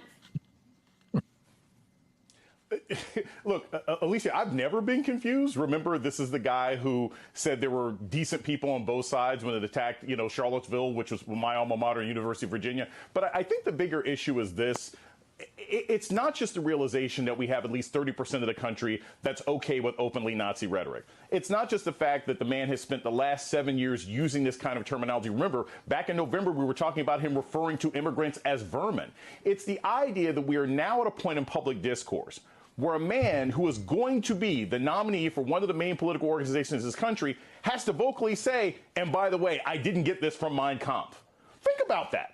Think about the fact that we're in that particular point of conversation. Like if you met someone who said, hey, I didn't get these from clubbing, I didn't get these mittens from clubbing baby seals over the course of the weekend. If you have to explain that, it suggests that we probably think you do club baby seals. So I think what's important strategically and from a coverage standpoint is that we recognize that we're not just dealing with a racist. Lots of people in America are okay with racists. We're dealing with an authoritarian. We're dealing with someone who does not fundamentally believe in the American project. And that's always how we have to discuss it, because this isn't going to stop. I mean, if he could get away with just saying the N-word and any other slur, he'd get away with it anytime soon. Yeah, and Matt Dowd, on the extreme and extremely alarming side of this, you have Republican Senator Tommy Tuberville, who said yesterday, this is according to Punchbowl News, that he is, quote, a bit disappointed that Trump wasn't tougher than that in his recent comments. I mean, faux ignorance from some Republicans, that is bad. This is an endorsement which is particularly scary, given that we know that type of racist, xenophobic rhetoric has led to violence in this country before. Yeah, I mean, a couple of things here. I mean, what I'm amazed about this whole thing is, the first part is he didn't mention Slovenia or Czechoslovakia or Europe. He mentioned Asia, Africa, and South America. So in case people were confused that he meant all immigrants, he doesn't mean all immigrants. He means certain immigrants in the course of this. If you go back and look at the last month or so of stuff that Trump has said, first he says, I'm going to use the Justice Department to punish my enemies. And the GOP response to that is, he didn't really mean that. And then Trump says, I'm going to be dictator for the day. And the GOP's response to that is, he's just joking. And now Trump sits there, is probably after he hears all that, he rubs his chin. He goes, dang, the GOP doesn't seem to get what I really want to do. I guess I need to quote Hitler. And then he quotes Hitler.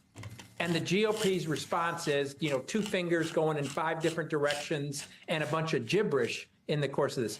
Donald Trump seems to be the one that wants to clarify. Every time somebody questions what he's doing, he goes one step further to clarify what he wants to do. And what he wants to do, just exactly what Jason said, is put in place a dictatorship that accomplishes his goals and the goals, unfortunately and disgustingly, of 30% of the country.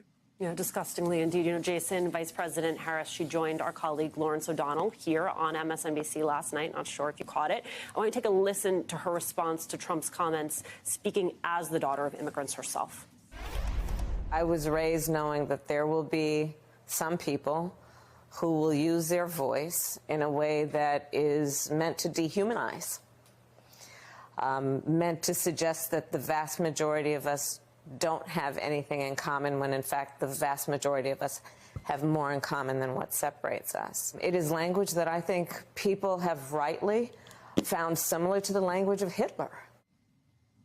Right. I mean, Jason Johnson, I wonder the extent to which they need to.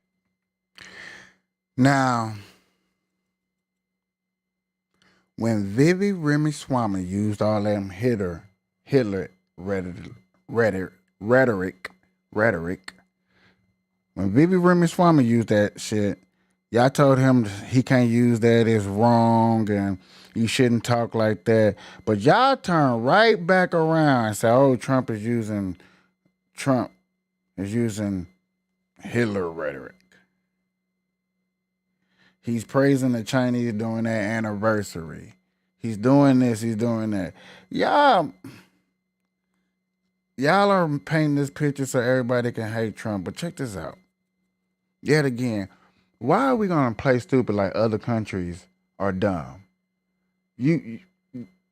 When are you going to start giving credit where credit is due? When a country does something good or right or prestigiously better than we did,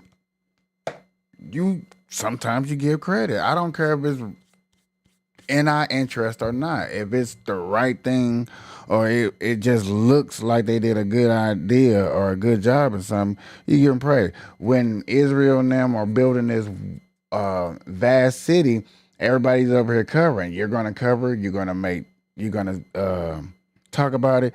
When they came out with the very fast railroad system, you were covering it. Look, y'all still over here trying to make a very fast railroad system. Why? Because y'all seen that it happens in other countries. So when they did the fast railroad, y'all gave them props. Y'all was all on their nutsack. Giving props when props is due. Engage on this? I don't think they need to engage that much, Alicia, because at the end of the day, for me, the biggest concern that I have, and I had a conversation with a colleague who was a real swing voter in Georgia just like a couple of weeks ago. You know, white woman, middle-aged, voted for Obama, voted once for Trump, those sorts of things. And her big concern is she said, you know, I know a lot of people who would love to vote for Donald Trump if he just wasn't saying racist things all the time. We don't have to. Those of us who care about democracy, the Democratic Party, they don't have to dwell on these things too long because Trump's going to keep saying stuff like this. The biggest concern of Vice President Harris, the biggest concern of Joe Biden, the biggest concern of Jamie Harrison should be, what do you do about inflation? What do you do about immigration? What do you do about the wars happening? What do you do about Ukraine? To the degree that anyone addresses the fact that we already know that Donald Trump is a racist, the only response should be, is any of that racism going to bring down inflation? No. Is any of that racism going to do anything about your gas prices? No. Why would you vote for a guy who's more concerned with fighting an imaginary wave of people coming into the border than somebody who's actually fighting for your wages in this country? And if every... Did he say imaginary? Whoa. The only response should be, is any of that racism going to bring down inflation? No. Is any of that racism going to do anything about your gas prices? No. Why would you vote for a guy who's more concerned with fighting an imaginary wave of people coming into the border? Imaginary wave of people coming into this border. So all them people that are being reported are imaginary, are not real, or fake. What? And nobody's going to fact check. Nobody's fact checking him. Nobody's fact checking him. Nobody's fact checking him.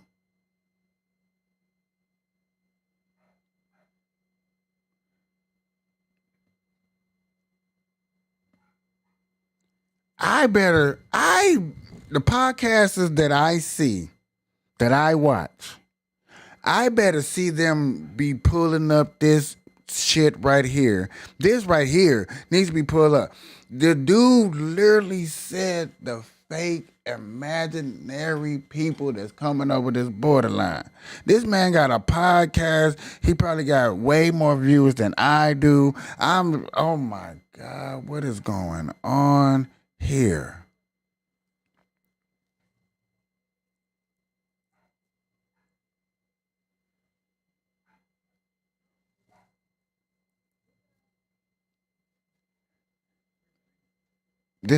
Come on, man, this don't make sense to me, bro. I'm gonna let him than finish. somebody who's It's actually almost fighting for over. wages in this country. And if every single Democratic conversation over the next 10 months takes Trump's racism and folds it into how it's not solving the problems of this country, maybe Joe Biden becomes president again.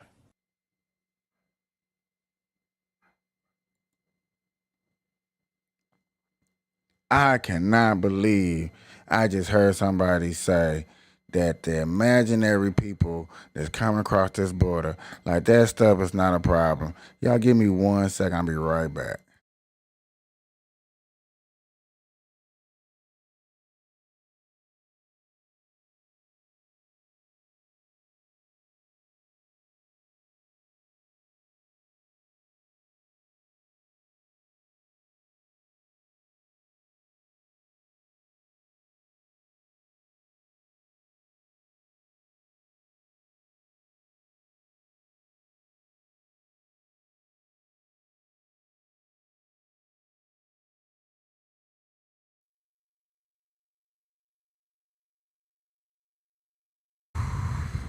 That was some bull. I know I wasn't gone long enough for people to forget what just happened. And if you did, I'm just going to play it so you can hear it in the background what this man said so I can keep going. So, because I had to pause for a second. No. Is any of that racism going to do anything about your gas prices? No. Why would you vote for a guy who's more concerned with fighting an imaginary wave of people coming into the border than somebody who's actually fighting for your wages in this country? And if every single Democratic... I'm still tripping off the imaginary people that's coming into this country. Imaginary. That blows my freaking mind to death. Ladies and gentlemen, this is imaginary. Let me... Woo, let me know. Please let me know. Let me know.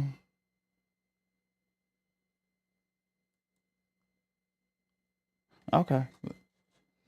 It's not a problem like that, y'all. Let's let me calm down. Let me chill out. Let me chill out. Let me chill out. Let me not blow things so out of proportion. Let me try to lighten up the mood. Let me try to lighten up the mood. Bruh, I've been trying to check out these new movie trailers. Okay.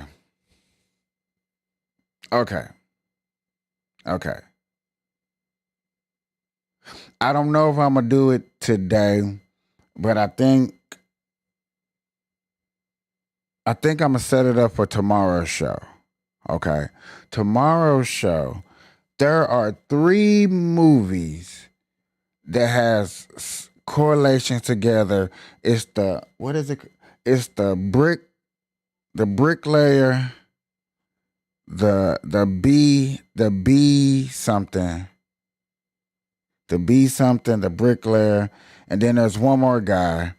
That these niggas are special ops type murderer, killers, secret agent people, and then they got it to where it's going down in the DM, and they come to say today. But I think they're trying to build a universe through these movies. And since they already got the movies filmed and dropped, they finna drop all 3 movies that's in one universe all out at one time. Now, yo. I love Nate the Lawyer. That is my guy. Ever since I found his show, I love showing his content. I want to actually get a hold of him and make sure that me sharing his content on my podcast, because I'm more of a podcast. I'm more sitting here and I sit and I talk to you guys for about 2 hours, hour and a half, 2 hours, however long I can put on a show, and we conversate about things that I feel is important, and then I go on about my business. You know what I'm saying? That's what type of arena that I am presenting. I'm trying to put out here for you guys. Yet again, like I said, I know some of this stuff is boring, but I love Nate the Lawyer's film when he breaks down a case. And for me being a black guy, from a black guy to another black guy, boy, I love it. So Last year, Cyber, he broke all these fab. he is actually talking about the Dalton case. He's talking about the Dalton case. And you know, he's finna break it all the way down.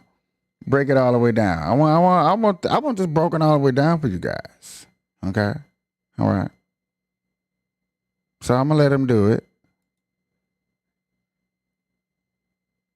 Ooh-wee. Okay, today we are talking about Tiffany A. Henyard, super mayor, who is, for lack of a better word, corrupt. I handle anything as relates to with credit cards. As you heard me speak today in my board meeting about, I do not handle that. Some of those charges are for you, though. No, sir. You didn't go to Las Vegas?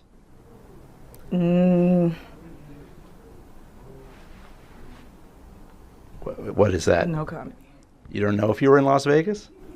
Of course I do. Were you? It's not paid by them. Did you fly first class to Las Vegas? Any other questions? Tiffany Henyard certainly isn't shy about attracting attention. Here she is starting a Dalton Village board meeting dressed like the Wesley Snipes character in the movie New Jack City. Later punctuating her political points with the help of her own DJ. Every single resident. Pay me what you owe me. Thank you, DJ. Furious after a Fox 32 investigation found this registered child sex offender on the public payroll. A sex offender, you don't give them carte blanche to go into different people's homes. 46-year-old Lavelle Redmond is close friends with Dalton Mayor Tiffany Henyard, who in September hired Redmond as a code enforcement officer without the village board's approval. Redmond served 25 years in prison for the brutal gang rape and beating of 2 young teenage girls in the 1990s, and was arrested and charged after our first story aired for violating the reporting requirements of the sex offender registry. Fox 32 has also obtained this cell phone video showing Redmond interacting with the mayor and little children at a back-to-school event in Dalton. Notice the badge on his waist. Now, we're just 2 minutes into this video, and you see the level of corruption that we are dealing with. It is freaking-sane. And I haven't even got to the new stuff yet. That's just the old stuff. That was just like literally a highlight reel of some of the old stuff. So, for those of you who are new to the channel, those of you who are new to this story, let me introduce you to Super Mayor Tiffany Henyard.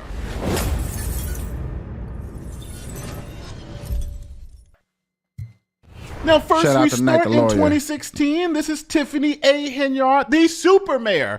This is Chicago Police Department's official website for people they've arrested. And we can see Miss Henyard was arrested on July 20th, 2016 and was bonded out with a $1,500 bond. She was arrested for criminal trespass in the vehicle, so it's essentially a misdemeanor for breaking into cars.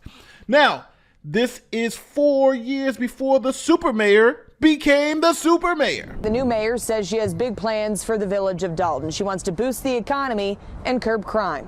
Are you ready to take your oath? Yes. Tonight, Dalton's new mayor, Tiffany Henyard, sworn in. Dalton residents, I am reporting for duty. Henyard, now the first woman and the youngest person to ever be elected mayor of the South Suburb.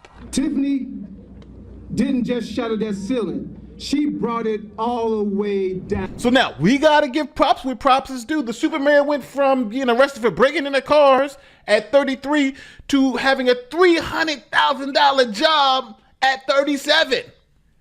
Crazy. In addition to leading Dalton, she also serves as supervisor of Thornton Township. You make almost $300,000 between your 2 elected positions. I do not. I don't know where you got that number from. We got it from her own village and township records. These are tax dollars. So is the money being spent on village credit cards. WGN Investigates obtained copies of statements that reveal village officials have spent more than $24,000 at restaurants in just 1 year, including this Midlothian barbecue joint and a South Holland sub shop. So voting on people because of their skin color. voting on people because of their skin color, this is what you get. Quit voting on people because of their skin color. Go do some research. Same thing people tell me. They do some research on Trump. Trump say racial things. Trump do this. Trump do that. And I'm like, I listen to everything Trump says. I done damn near sat in at damn near all his rallies. So much of his rallies that, yes, I'm not going to lie to you. I got tired of sitting in the rally just to hear everything he said, just to recorrect people. To recorrect, like, hey, if you was having this sort of problem, when you call it this, when you say what it is, if you have a bunch of niggas robbing you, when you call them varmints,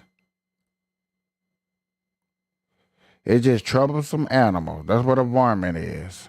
We gotta admit, the mayor has come up, right? Breaking into cars, now $300,000 job. That is a hell of an accomplishment in, 5 years? Great. But I think the mayor may have been hired because she checks off a couple of boxes. Black woman, check. Person of color, check. Youngest person, check. And I think when you just check off boxes, you get this type of craziness, right? This is what you kind of get. Like when people are sitting there protesting outside the mayor's office saying they're hiring sex offenders, that's a problem. We pay rapists with our tax dollars in Dalton. We pay rapists with tax dollars in Dalton. Okay, so now,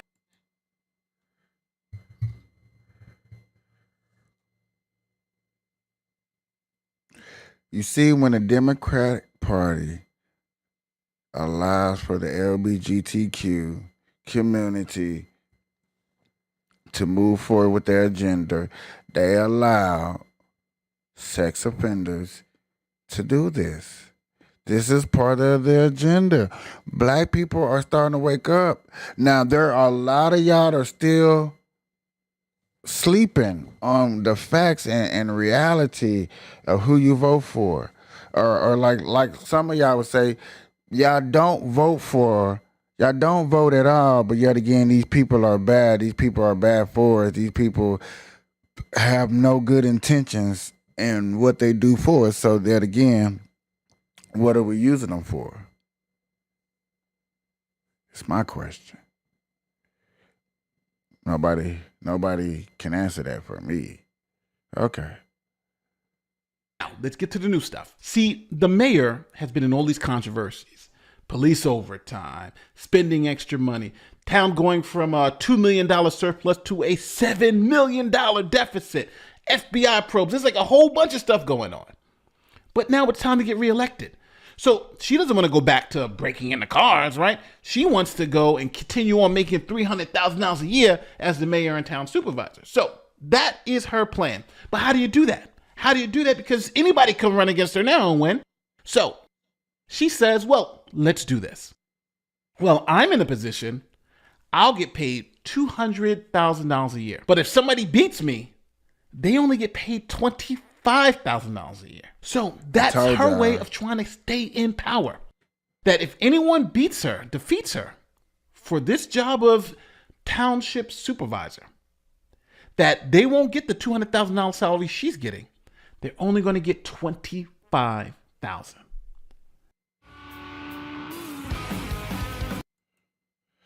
That's wow.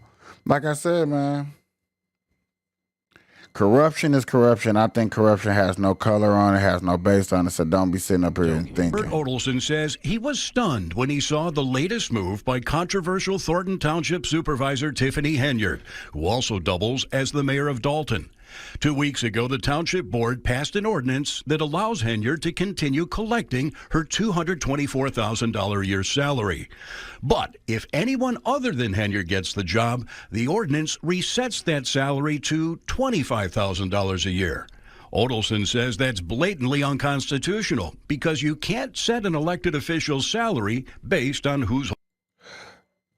Why, yet again, is these Democratical parties always trying to do some unconstitutional when they want to say that that's what the Democratical Party does? The Democrat does it all the time. And the Republicans, they unconstitutional. They trying to break up democracy. They're trying to do all these big things that they say we try to do. And I'll be like, okay, cool, whatever, blah, blah, blah, yeah, whatever. I don't get it. I don't get it.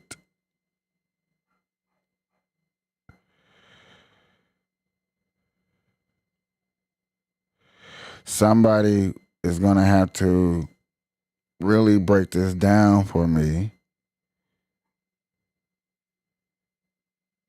That this type of corruption, we just going to let it get away. And then if we're hearing these stories, I know these little whispers get up to Joe Biden. Hey, did you hear about the mayor of Dalton? Oh, man, that's a state problem. Understandable, but certain type of corruption where you see is really hitting the taxpayers' money.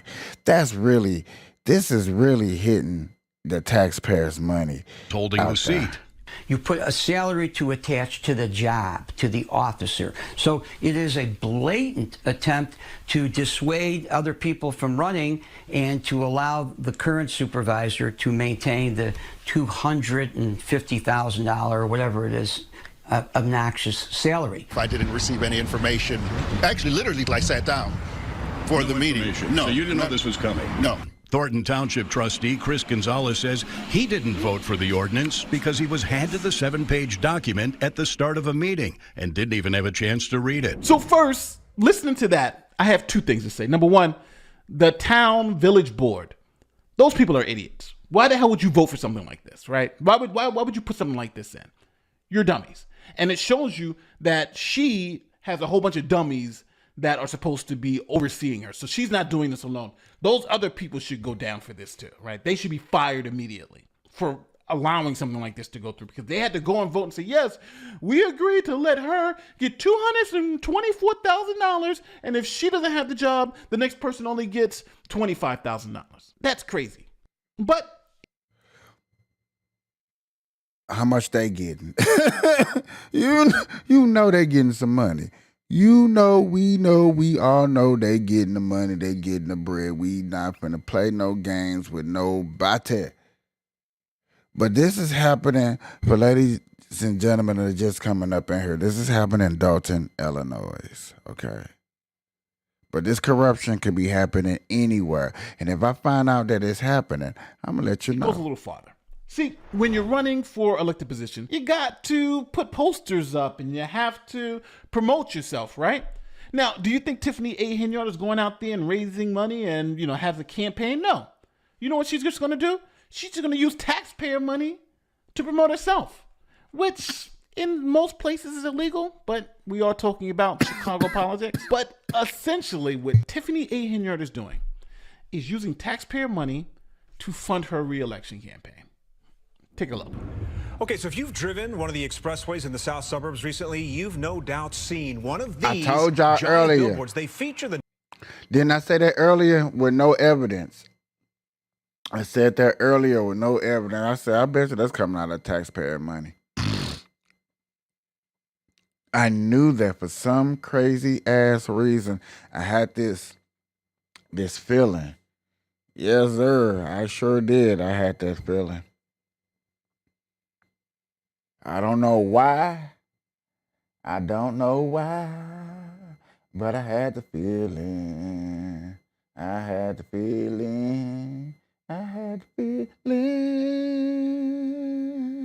The name and the face of a smiling local politician.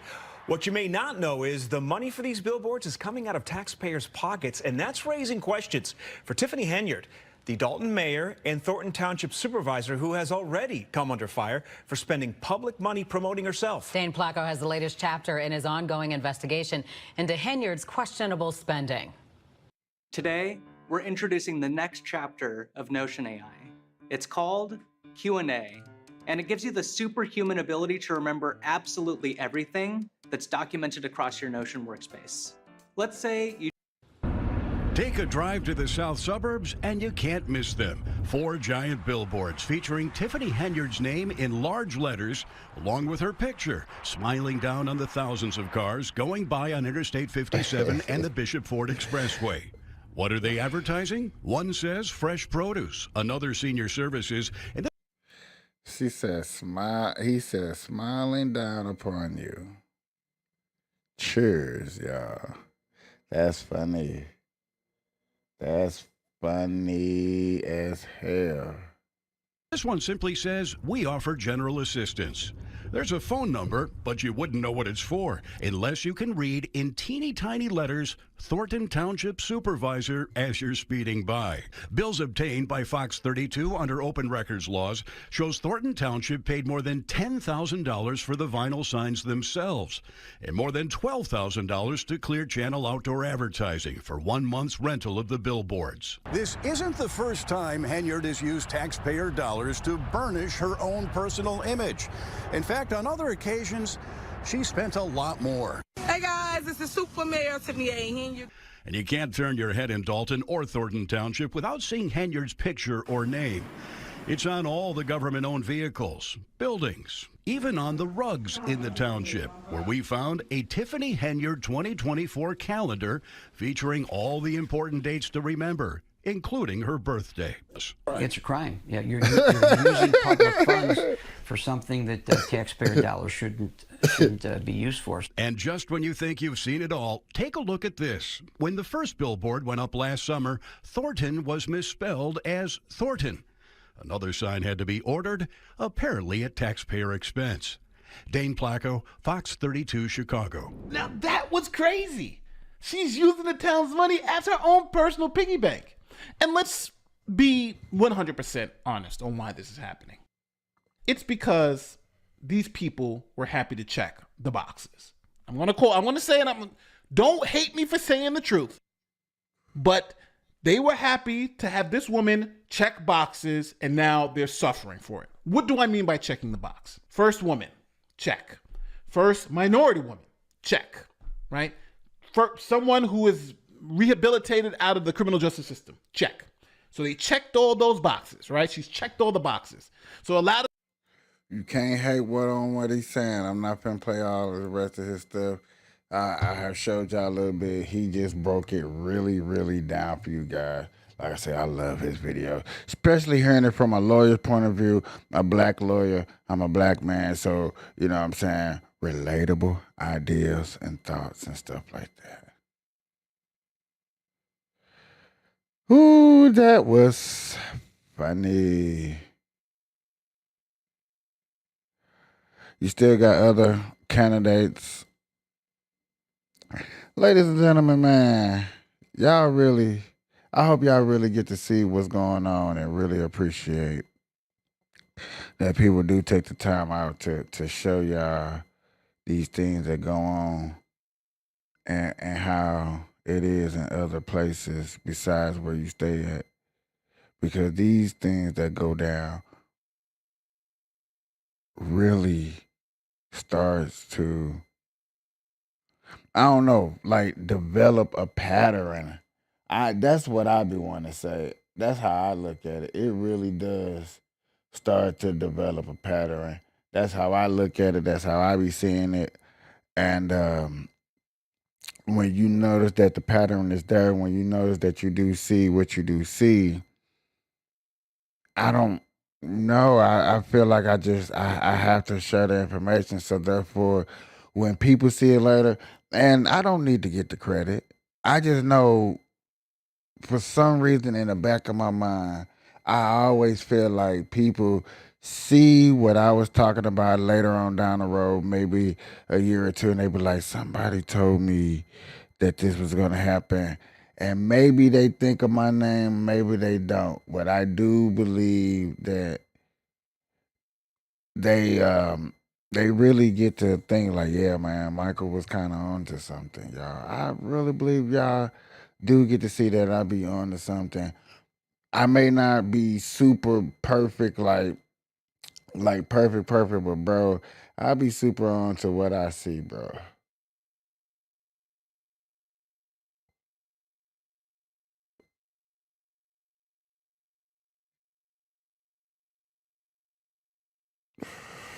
Stop playing, bro.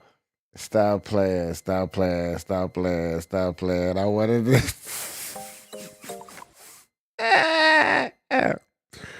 Okay. Before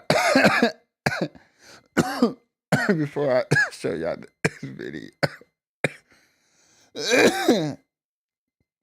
So let me take a quick drink real quick before I show y'all this video.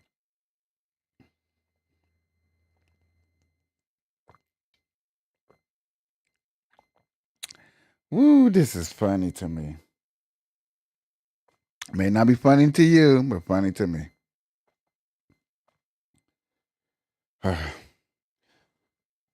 So the immigrant problem that Texas and Arizona is having, they've been shipping people up. Y'all done heard me say it over and over and over. So the mayor of Chicago are starting to stop the buses, deport the buses to where the buses can't go back and pick up no more immigrants and stuff like that. So he's impounding them. They can't move. They can't do nothing. All right. I just seen a report, and we finna go over a reaction. I just seen the headlines, y'all, and I started laughing. Y'all just seen my reaction clearly just off the headlines, okay? Because that's how much I be into this.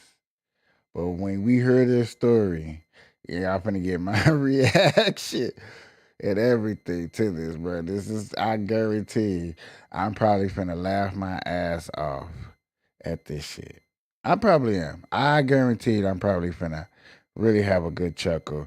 Really, really have a good laugh. Our coverage now of the migrant crisis at the southern border and in cities all across the country. Another plane of migrants from Texas just landed in Chicago. Meanwhile, a 5-year-old migrant died this week in one of the city's largest migrant shelters as the city struggles with how to handle the influx. Joining us right now from Chicago is Fox 32's Casey Cronus. Casey.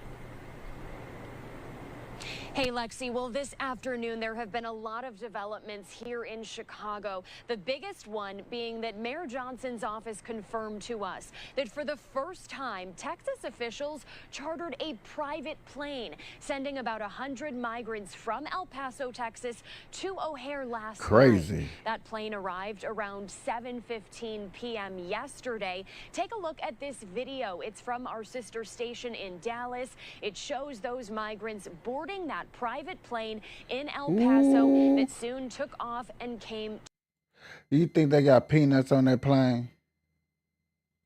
Peanuts, cup of water. You think they got to watch TV?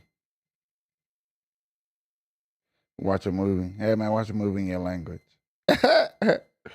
Would you like some peanuts? Would you like water? Snack? I know they was only up in the air for what, 2 hours maybe? Not that long. They weren't in there that long.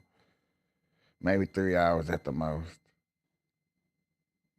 To O'Hare. Now, the move came at the direction of Texas Governor Greg Abbott. His office tells our sister station in Dallas that, quote, because Mayor Johnson is failing to live up to his city's welcoming city ordinance by targeting migrant buses from Texas, we are expanding our operation to include flights to Chicago. This comes after the mayor announced Monday that he would be implementing harsher penalties for bus drivers who do not follow proper guidelines when arriving in Chicago. On Monday, Mayor Johnson blasted Governor Abbott for his handling of the situation. They're just dropping all people anywhere.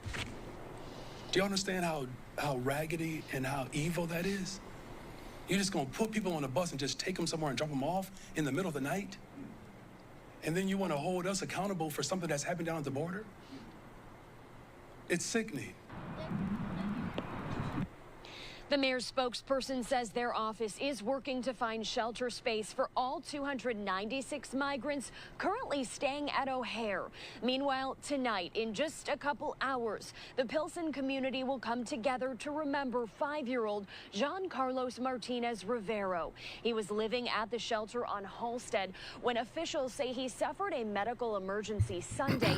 He was rushed to the Children's Hospital here in Chicago, but died there. Now, his autopsy is still pending, but we have learned that others at that shelter were taken to the hospital Monday with high fevers. City officials say those cases are not related to the little boy's death, but the entire situation has sparked concern and raised questions over whether the migrants living at these shelters are getting enough access to health care.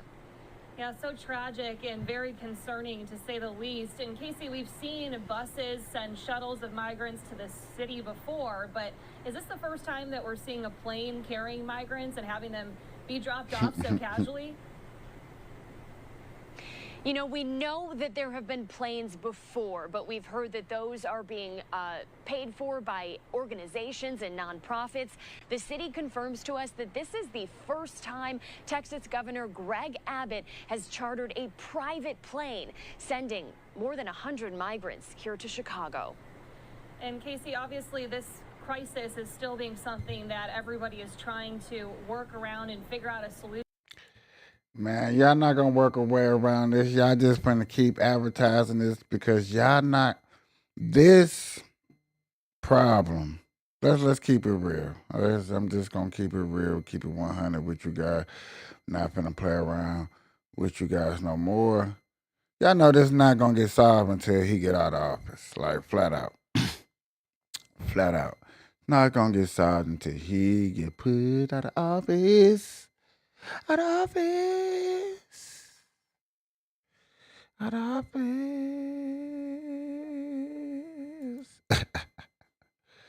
No bullshit. What do y'all think it's gonna take, y'all? What is gonna take? What is gonna take? What are you gonna do when they come for you?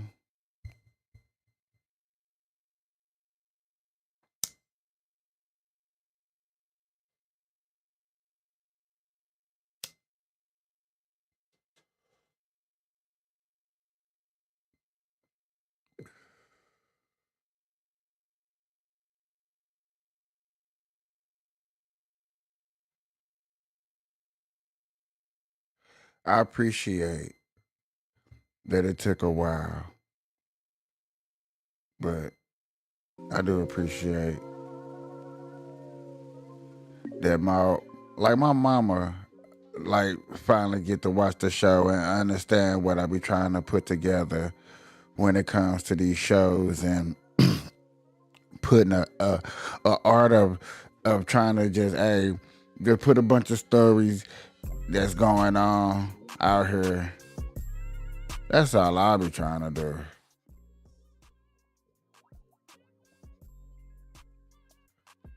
Yeah.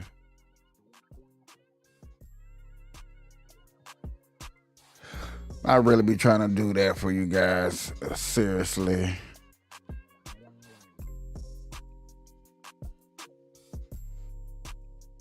If y'all don't think I don't be trying to do that, I don't know what y'all think I be trying to do.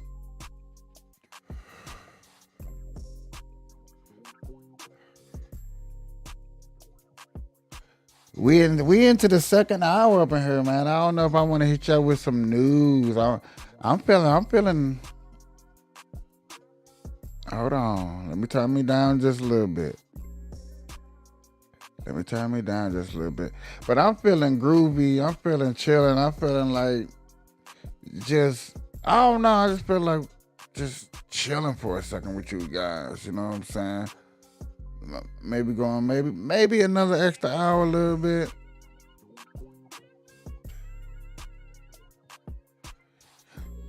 Really, you know what I'm saying? I guess, because check this out. I guess there's never a time to where I just sit up here and just chill. But I don't like looking off into space what you got. I'm not gonna lie to you. I don't like looking off into space. Just sit here and just, because then, you know what I'm saying, y'all, the first thing y'all gonna say is when y'all come in here and y'all see me looking off into space, or you see anybody looking at space, that nigga high as hell. He blowed. And I could just be in a deep thought of just trying to, you know what I'm saying, put something together, because that's definitely what I be trying to do, is definitely be thinking of ways to put a better show together. You know, going out there, get the right mic, asking my engineer, how can I do this better? How can I do this better? Like right now, I got, I don't know, I feel like I got the basic setup finally. I got it set up to where things are moving according to plan. Maybe not everything, but pretty much everything is moving according to plan. And if not, you know what I'm saying, I'll go try to find a way. But right now, everything's moving according to plan to me. Everything's moving kind of smoothly. I appreciate, you know what I'm saying, everything that's going on.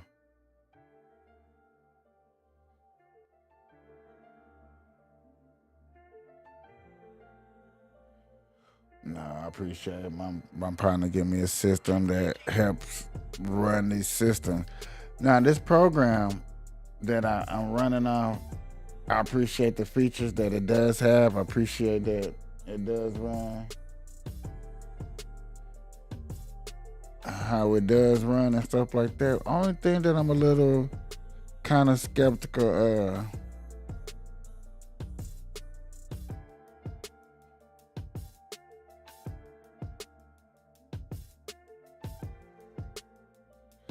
is that you supposed to be able to multi-stream, but I got 2 other streams on my Facebook, and I can't run those.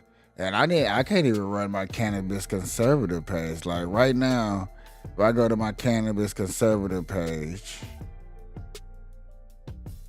it's gonna tell me that I was live for probably a second.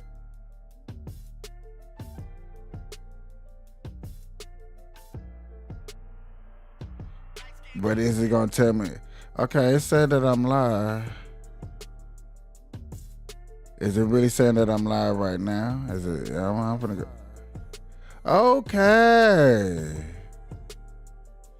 Okay, so never mind. I need to have a little bit more faith in it. I need to have more faith in. So, okay, the Cannabis Conservative.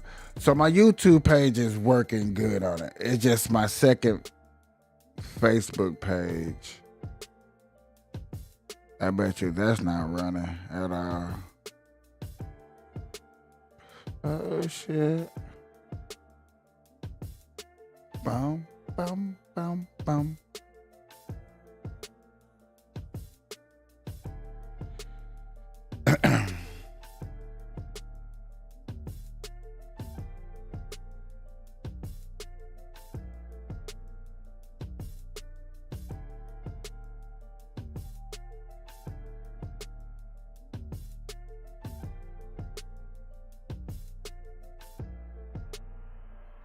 See, yeah, it's not telling me that.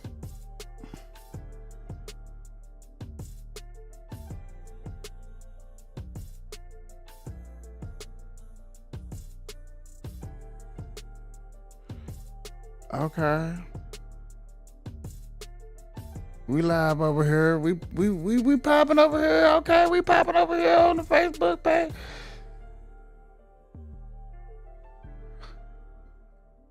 I need to shut up and have a little bit more faith in what's been going on.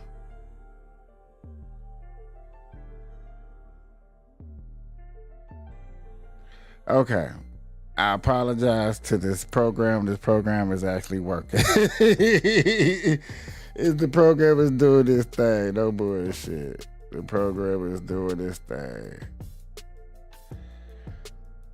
Okay. Well, that just made me want to break up out of that. It made me just want to break up out of that.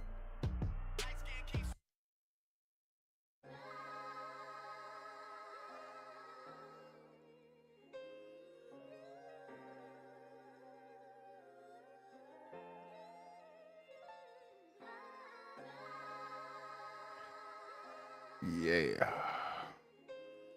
Ladies and gentlemen,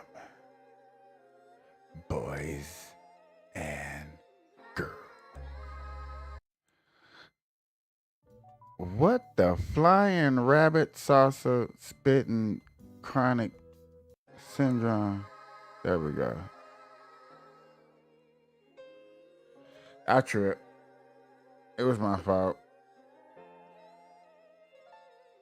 It really was my fault. My bad.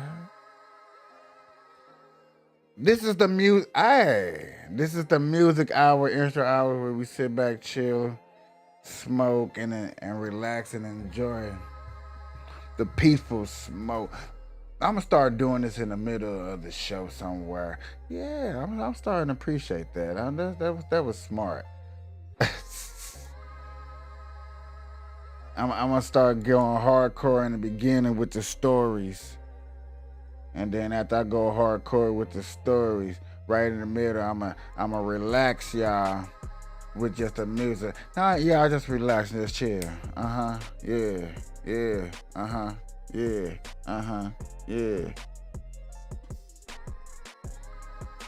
If the beat hard enough, I'm gonna be spitting my little freestyle. That's why some of y'all be up here chilling with your boy. Some of y'all be chilling with your boy. Y'all be like, I be wanting to. Sometimes I be wanting to spit, sometimes, but nah. Right now, I just want to sit back, dad, with you guys. I want to chill with you guys. It's the BurnLive show. I know I be getting y'all so worked up with the news, and I'm like, I know they're like, man, just calm down with the news. Bring back the OG smoking. I'll be like, okay. I was just talking to a couple people. I'm like, I'm gonna bring back this smoking. You know what I'm saying? I'm gonna work somehow to give me an overview camera to look down, so I can start.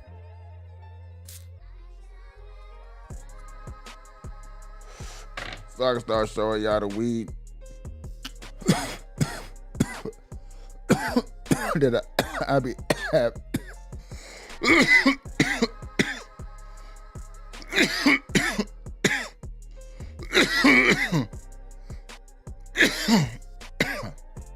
Ooh, that dab still be knocking. I got a lot of dabs, so I think I'll be able to at least dab with y'all for a nice little minute. I electric dab with the seahorse. That's how I like to dab.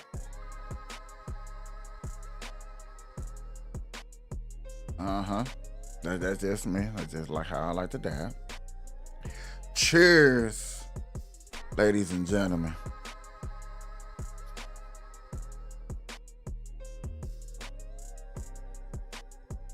Yeah. Don't be flexing your muscle on a mistletoe. Be kissing everything you thinking when you looking low. Gotta look to the skies beneath the tails. I be making money, no Tinkerbell.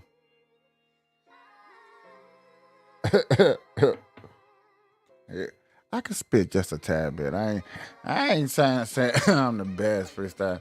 I just be like the freestyle sometimes. When you need the time. It's a time I used to try to make jokes in my songs and stuff like that. I used to try to really, when I always thought about putting together a show. You know what I'm saying? Something to sit down. I always wanted to sit down and talk and just really wanted to smoke with you guys. Can we just smoke? Can we smoke and talk? What's on the brain?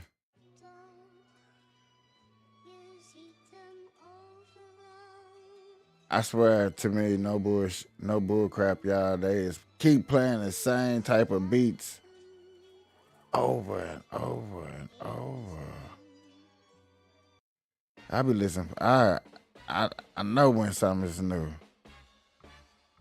This I'd heard already. Tough beat though.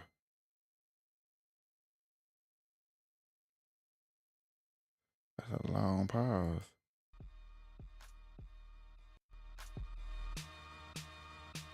See, I use that as an intro because that beat was so hard.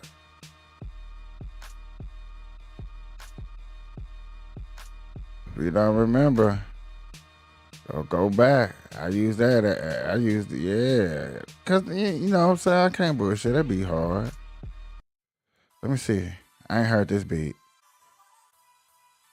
I love new instrumental beats when I ain't heard them before. Shout out. Shout out to you, because you are the best for chilling out with your boy BurnLive. Capiche in the building. Cannabis Conservative Group. Shout out to y'all, man. Y'all in the building too. My Twitter page. What's up? How you doing? I'm just sitting here chilling. I'm in a good mood, man. We've been live for 2 hours. See if we can make it 3. Like I said, this is our. We just gonna sit back, smoke, and chill, and just vibe. If you are vibing and you liking what you hear, please let me know what's up. You know what I'm saying? Also, let me know if I need to turn up the beat. Let me know if the beat not loud enough. If it's not loud enough, it's not banging up in your ear. You know what I'm saying? Or on your phone, on your tablet, wherever you're listening to me at. Please let me know, because, you know, I can turn it up. I can have it up there. Hold on.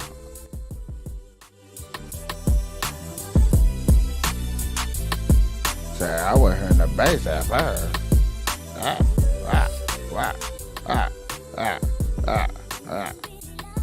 There you go.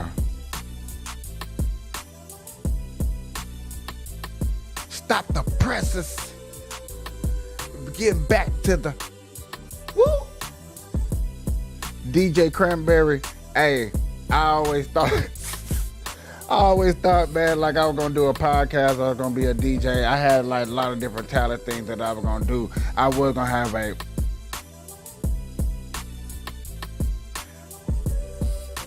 somewhere down the line, I was just gonna do a whole bunch of different podcasts. I was gonna have the marijuana podcast, then I was gonna have the political podcast, and then I was gonna have the DJ Cranberry, where I was gonna do nothing, just play music on that mug and just rock out with my people. Woo! Just really, you know what I'm saying, just do this internet thing, something that I just like to do. I just think I can always have a good time and bring people together. I think I can. I did it before. I did it again, and I think I can do it one more time. I just think, you know what I'm saying, this is what type of vibe I bring together.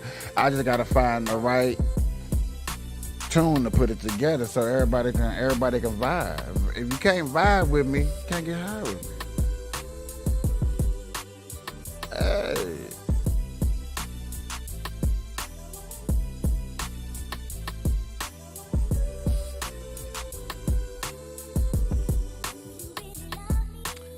I'm not the best bit of BurnLive, do what it do. I'm just smoking on another, just doobity-doo. Just another doobie, putting an ashtray too. I just skip to my loo when I skip past you. It's just another crossover like I'm on the court.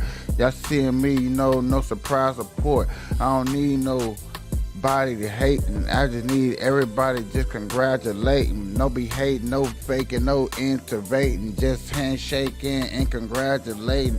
Everybody pulling up, just getting their masters. Everybody just saying, man, fuck them bastards. Hey, just another be vibe. Just sit, smoke a little weed, join the high. Hey, sit back and join the track. Just BurnLive campaign. It's on sax. Hey. I try to say can it be conservative? Yes, I did mess up at the end. I know that. I know somebody like, man, he messed up at the end. Dog. That nigga ain't no spitter. I told you I'm not the best spitter. This is just an hour where we get to chill, enjoy instrumentals, and vibe back. Man, we just trying to vibe back, chill. Everybody say I'll be over the top. Well, you just can't say I'm over the top right now. This is me trying to just, hey, let's chill. Let's chill. Let's smoke some weed. This what I want to do.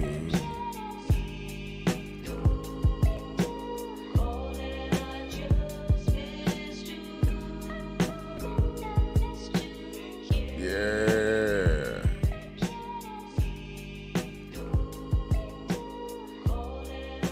I bet you right there is probably like perfect.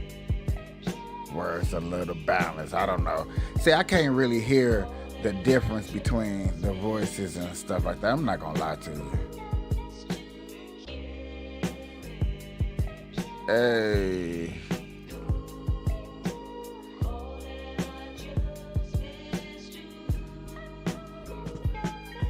Hey, put in the comments if I just need to shut up if the beat is popping too. I can shut up.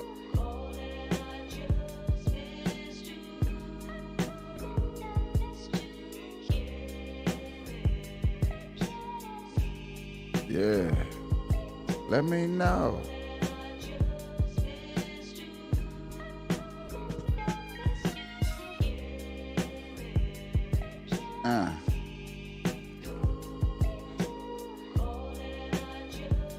I got these little I ain't gonna do it. I was gonna mess with these voice things.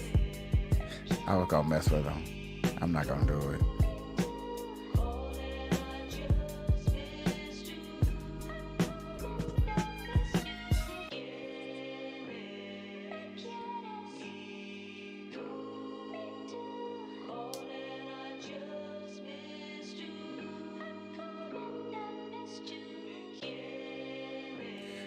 I like that one right there too.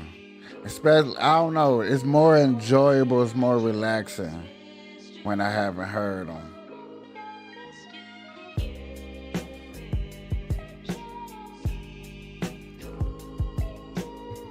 Yeah.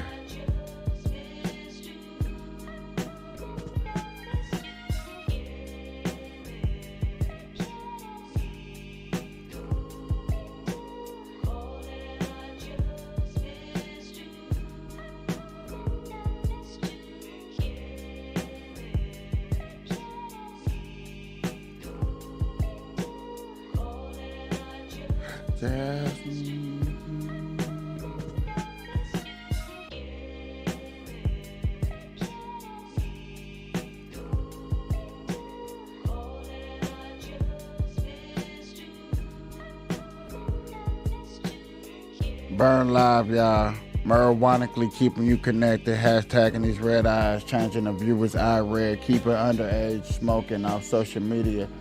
Killing myself for your entertainment. Sitting here with friends and family. Starting a cannabisation.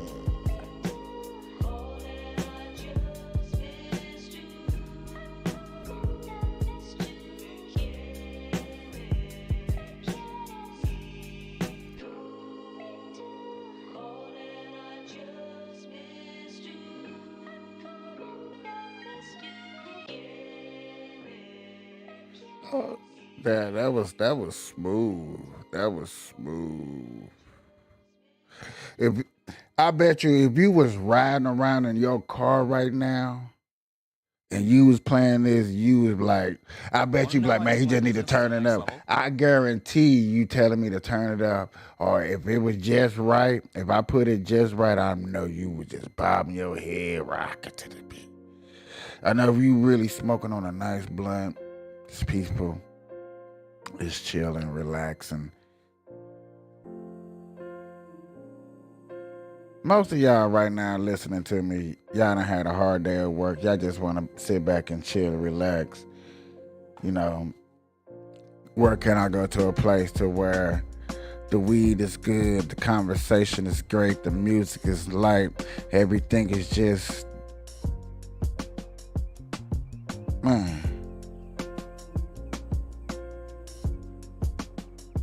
sometimes I do think about, shall I bring y'all down this avenue of just sweet motivational little speeches, just right soft beats just playing right in the background, just an avenue of love, avenue of love.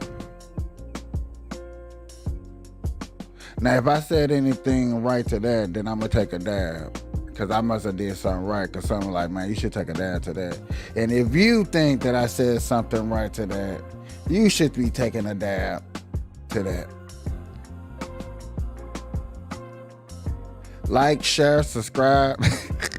Look, y'all's like, I ain't heard you say that out, because you know what I'm saying? If you like what you see, you're gonna do that automatically.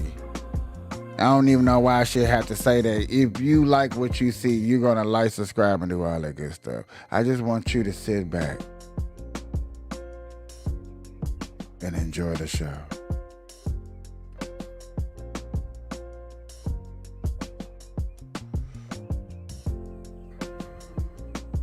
Baby, way to get up by Andre 3000. Sing y'all a lullaby.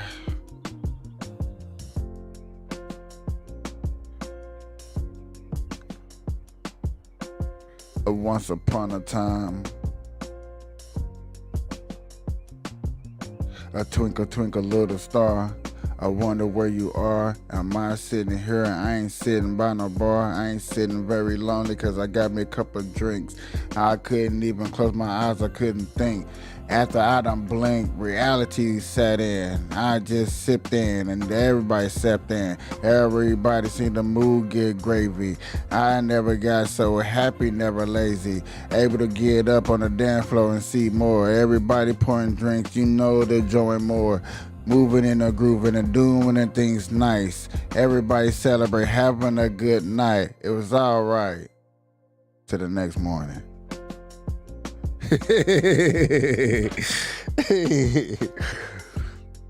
I'm just chilling, vibing. Cheers to everybody that took a dab with me. I feel like I took a punk ass dab. I'm finna take another dab.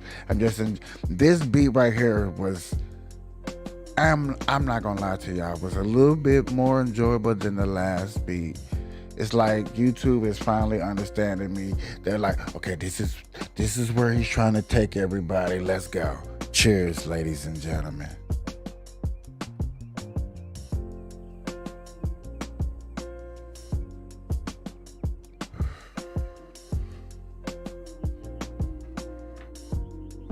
What I would like people to do, if anything, is just share the content. Share it out to somebody who you think that will sit up here and enjoy the content.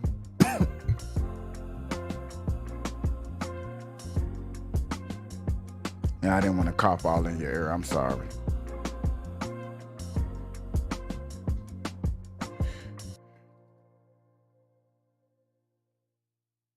Yeah. If you're taking a trip with your friends, why pay for four? Well, I pay for 4 rooms. You should pay for.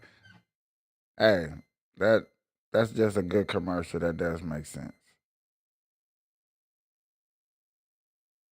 But yet again, I don't need all these doggone copyrights over what I be getting.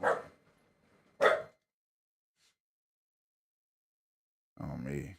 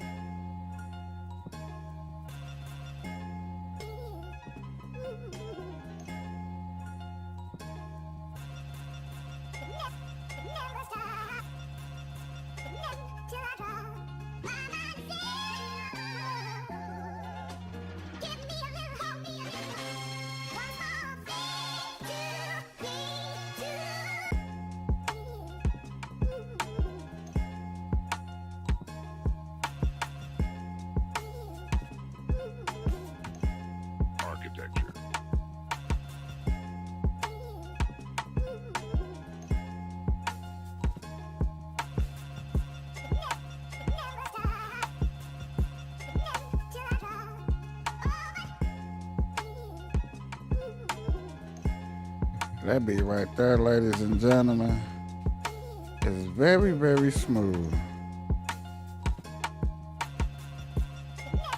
It's very...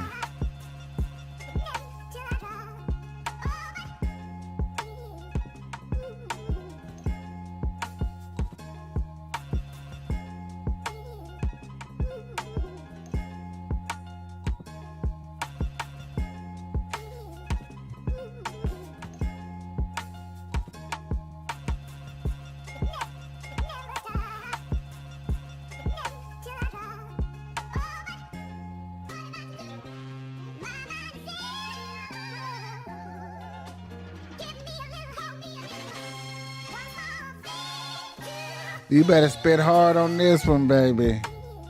You better come with it. You better come with the bars. You better come with the bars. I'm even thinking about trying to test this one out right here. I want to kind of test this one out, see if I got the bars for it. I don't think I do, but you know, I just want to test it out. What y'all think? You know what I'm saying?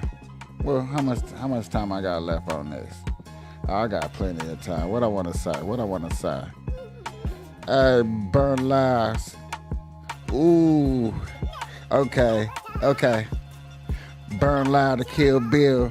Hey, the BurnLive to Kill Bill, and I still want to spill everybody blood shield, and they can't keep it real. I just need another deal, and I'm trying to make a meal. I just to get an ill spill, and I just get an ill spill, nigga, spill your drink. Everybody look at me, don't spill drink on my mink. I empty out the sink, no dishes, cause I move all the chickens. Everybody need a pack, I got a sack. Everybody need a good read, that's the thrax. I'm just playing. Cause I didn't take it serious. Now if I got serious, I would have really spit some shit. Like, I like how I did start off on that though. I did. I like that. That BurnLive to Kill Bill, nigga, go get a deal. I got another little thrill, nigga, go get a Illmatics. I just want to spill real tracks on I don't know what the... Yeah, that beat too real for me, y'all. I admit when a beat too real, even though a beat hard, a beat gangster, a beat really be thugging, like a real beat that you really can ride with, sometimes I can't, you know. But, you know, you can spit like that. You can spit like Lil Wayne. You can really go in there and spit for a second and stop and then come back and then stop and come back. So there is a way that you can do it, though. Don't quit playing. I'll go in there and spit some bars. Some bars.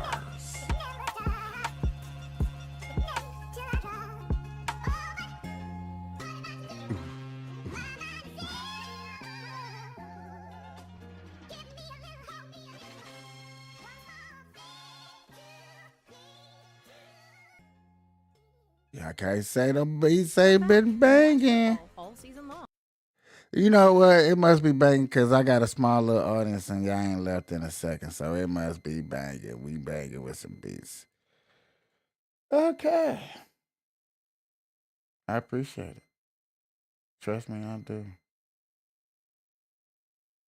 Because this Trump situation that I spoke the first few hours had me hot. And then then the internet cut down or whatever they stopped my show. Because they didn't want me to speak about it. Oh, I was hot. I was like, this is how y'all gonna do me? Y'all gonna do me like this? Y'all know I'm just playing little, you know what I'm saying? I must be speaking the truth. That's why I showed them videos. For everybody that don't know what I'm talking about, go watch the beginning. Cause I showed some videos. Okay. Really? Any 21 Savage fans out there? Any 21 Savage fans out there? Y'all be getting your 21 Savage on?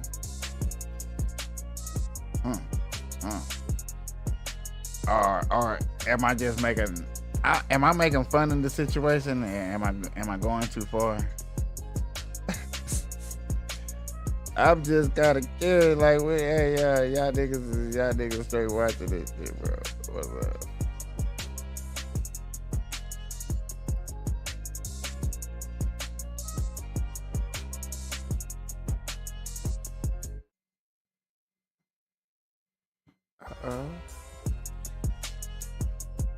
I was gonna say, what's going on? They playing with your boy.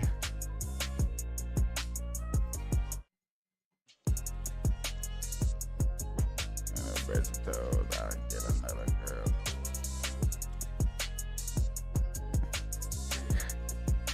I ain't gonna lie, I was trying to freestyle in my head. It's like anything that I could say on there had to be nasty. I can only think of nasty things to say on that beat right there. I couldn't think of nothing nice to say.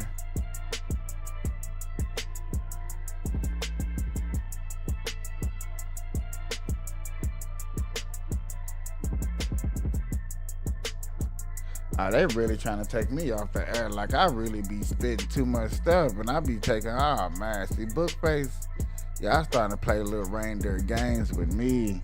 And I'm starting not to like. I'm starting to see y'all true look colors.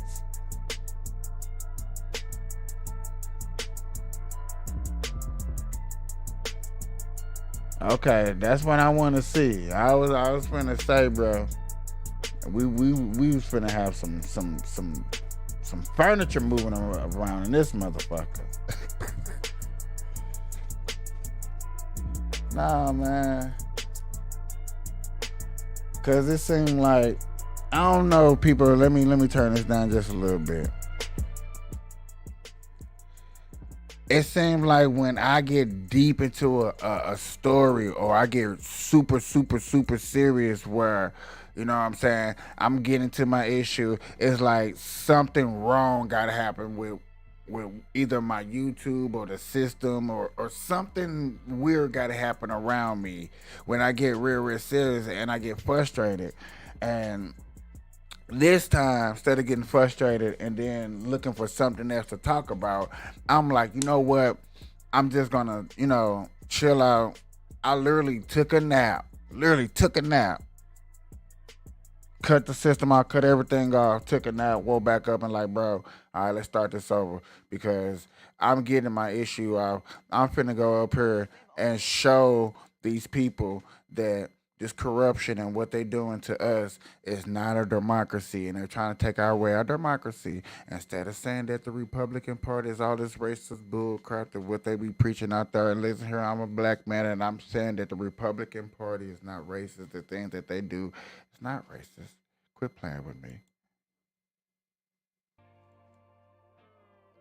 I'm watching these stories, I'm covering these stories, I'm seeing that the people that go for these laws are having these open interviews, and that these laws be meaning one things, and then when you hear them from another side or the Democratic Party, you always see they switch them up, or they put them in their own words. Well, he really meant this.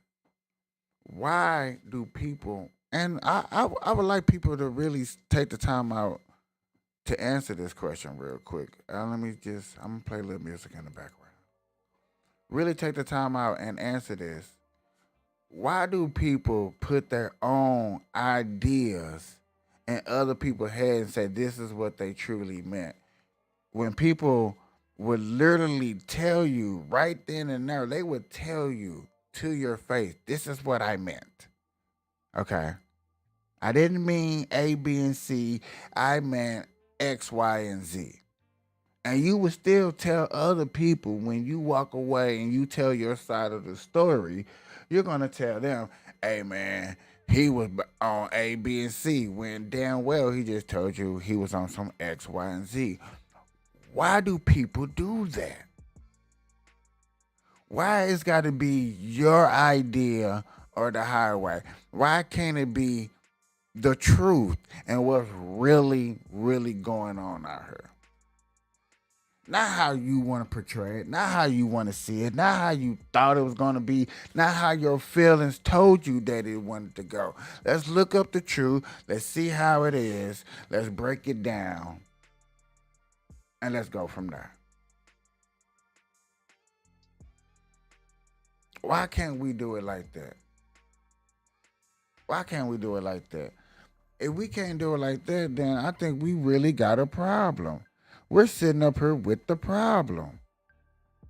But then y'all gonna say, yet again, Capiche, you up here tripping. You up here tripping. That's why they find you. That's why they be hitting you. That's why they be muting you. Well, mute me when the truth is all over the internet. It just, you gotta go actually look for it. You just can't look up anything. Go watch a whole speech of a mayor, of a senator, of a governor, the people that's actually taking your taxpayer money from you. You know what I'm saying? Now, in the federal taxes, we got to look a little bit deeper. Sometimes the president is taking it. Sometimes it's the, different other things is taking it. The insurance game is crazy. So, they're taking their cut. That's a big subject and a big topic to really talk about. And I feel like they're taking a lot of our money in subjects like that, which is not fair. But I don't know everything about the insurance company, about the insurance game. I would like to learn and know some things about the insurance company and game to teach y'all and bring up to the shows, up to some nearby shows and talk about them with you guys because I think it's important. But I don't know too much about insurance. I know what I see in the government. I know what they have taught us in schools. I know what I have seen. I know what I have learned. I know what worked, what didn't work. I know what I believe in, what I don't believe in. And so therefore, I try to show you these type of videos.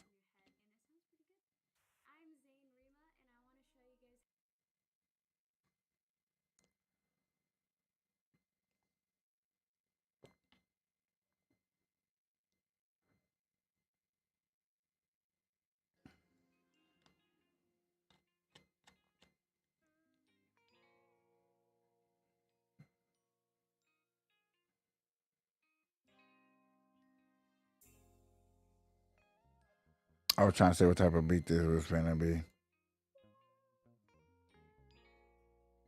See if this beat gonna change it up on me. Make me want to talk about something else. Oh shit. Some down south shit. Okay.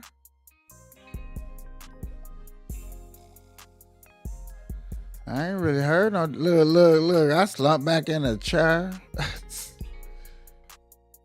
Mm-hmm.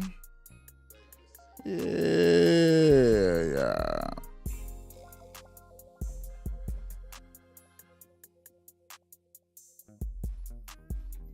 What it do?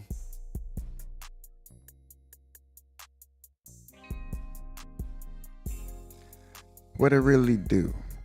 What it talk about? I'm playing a game.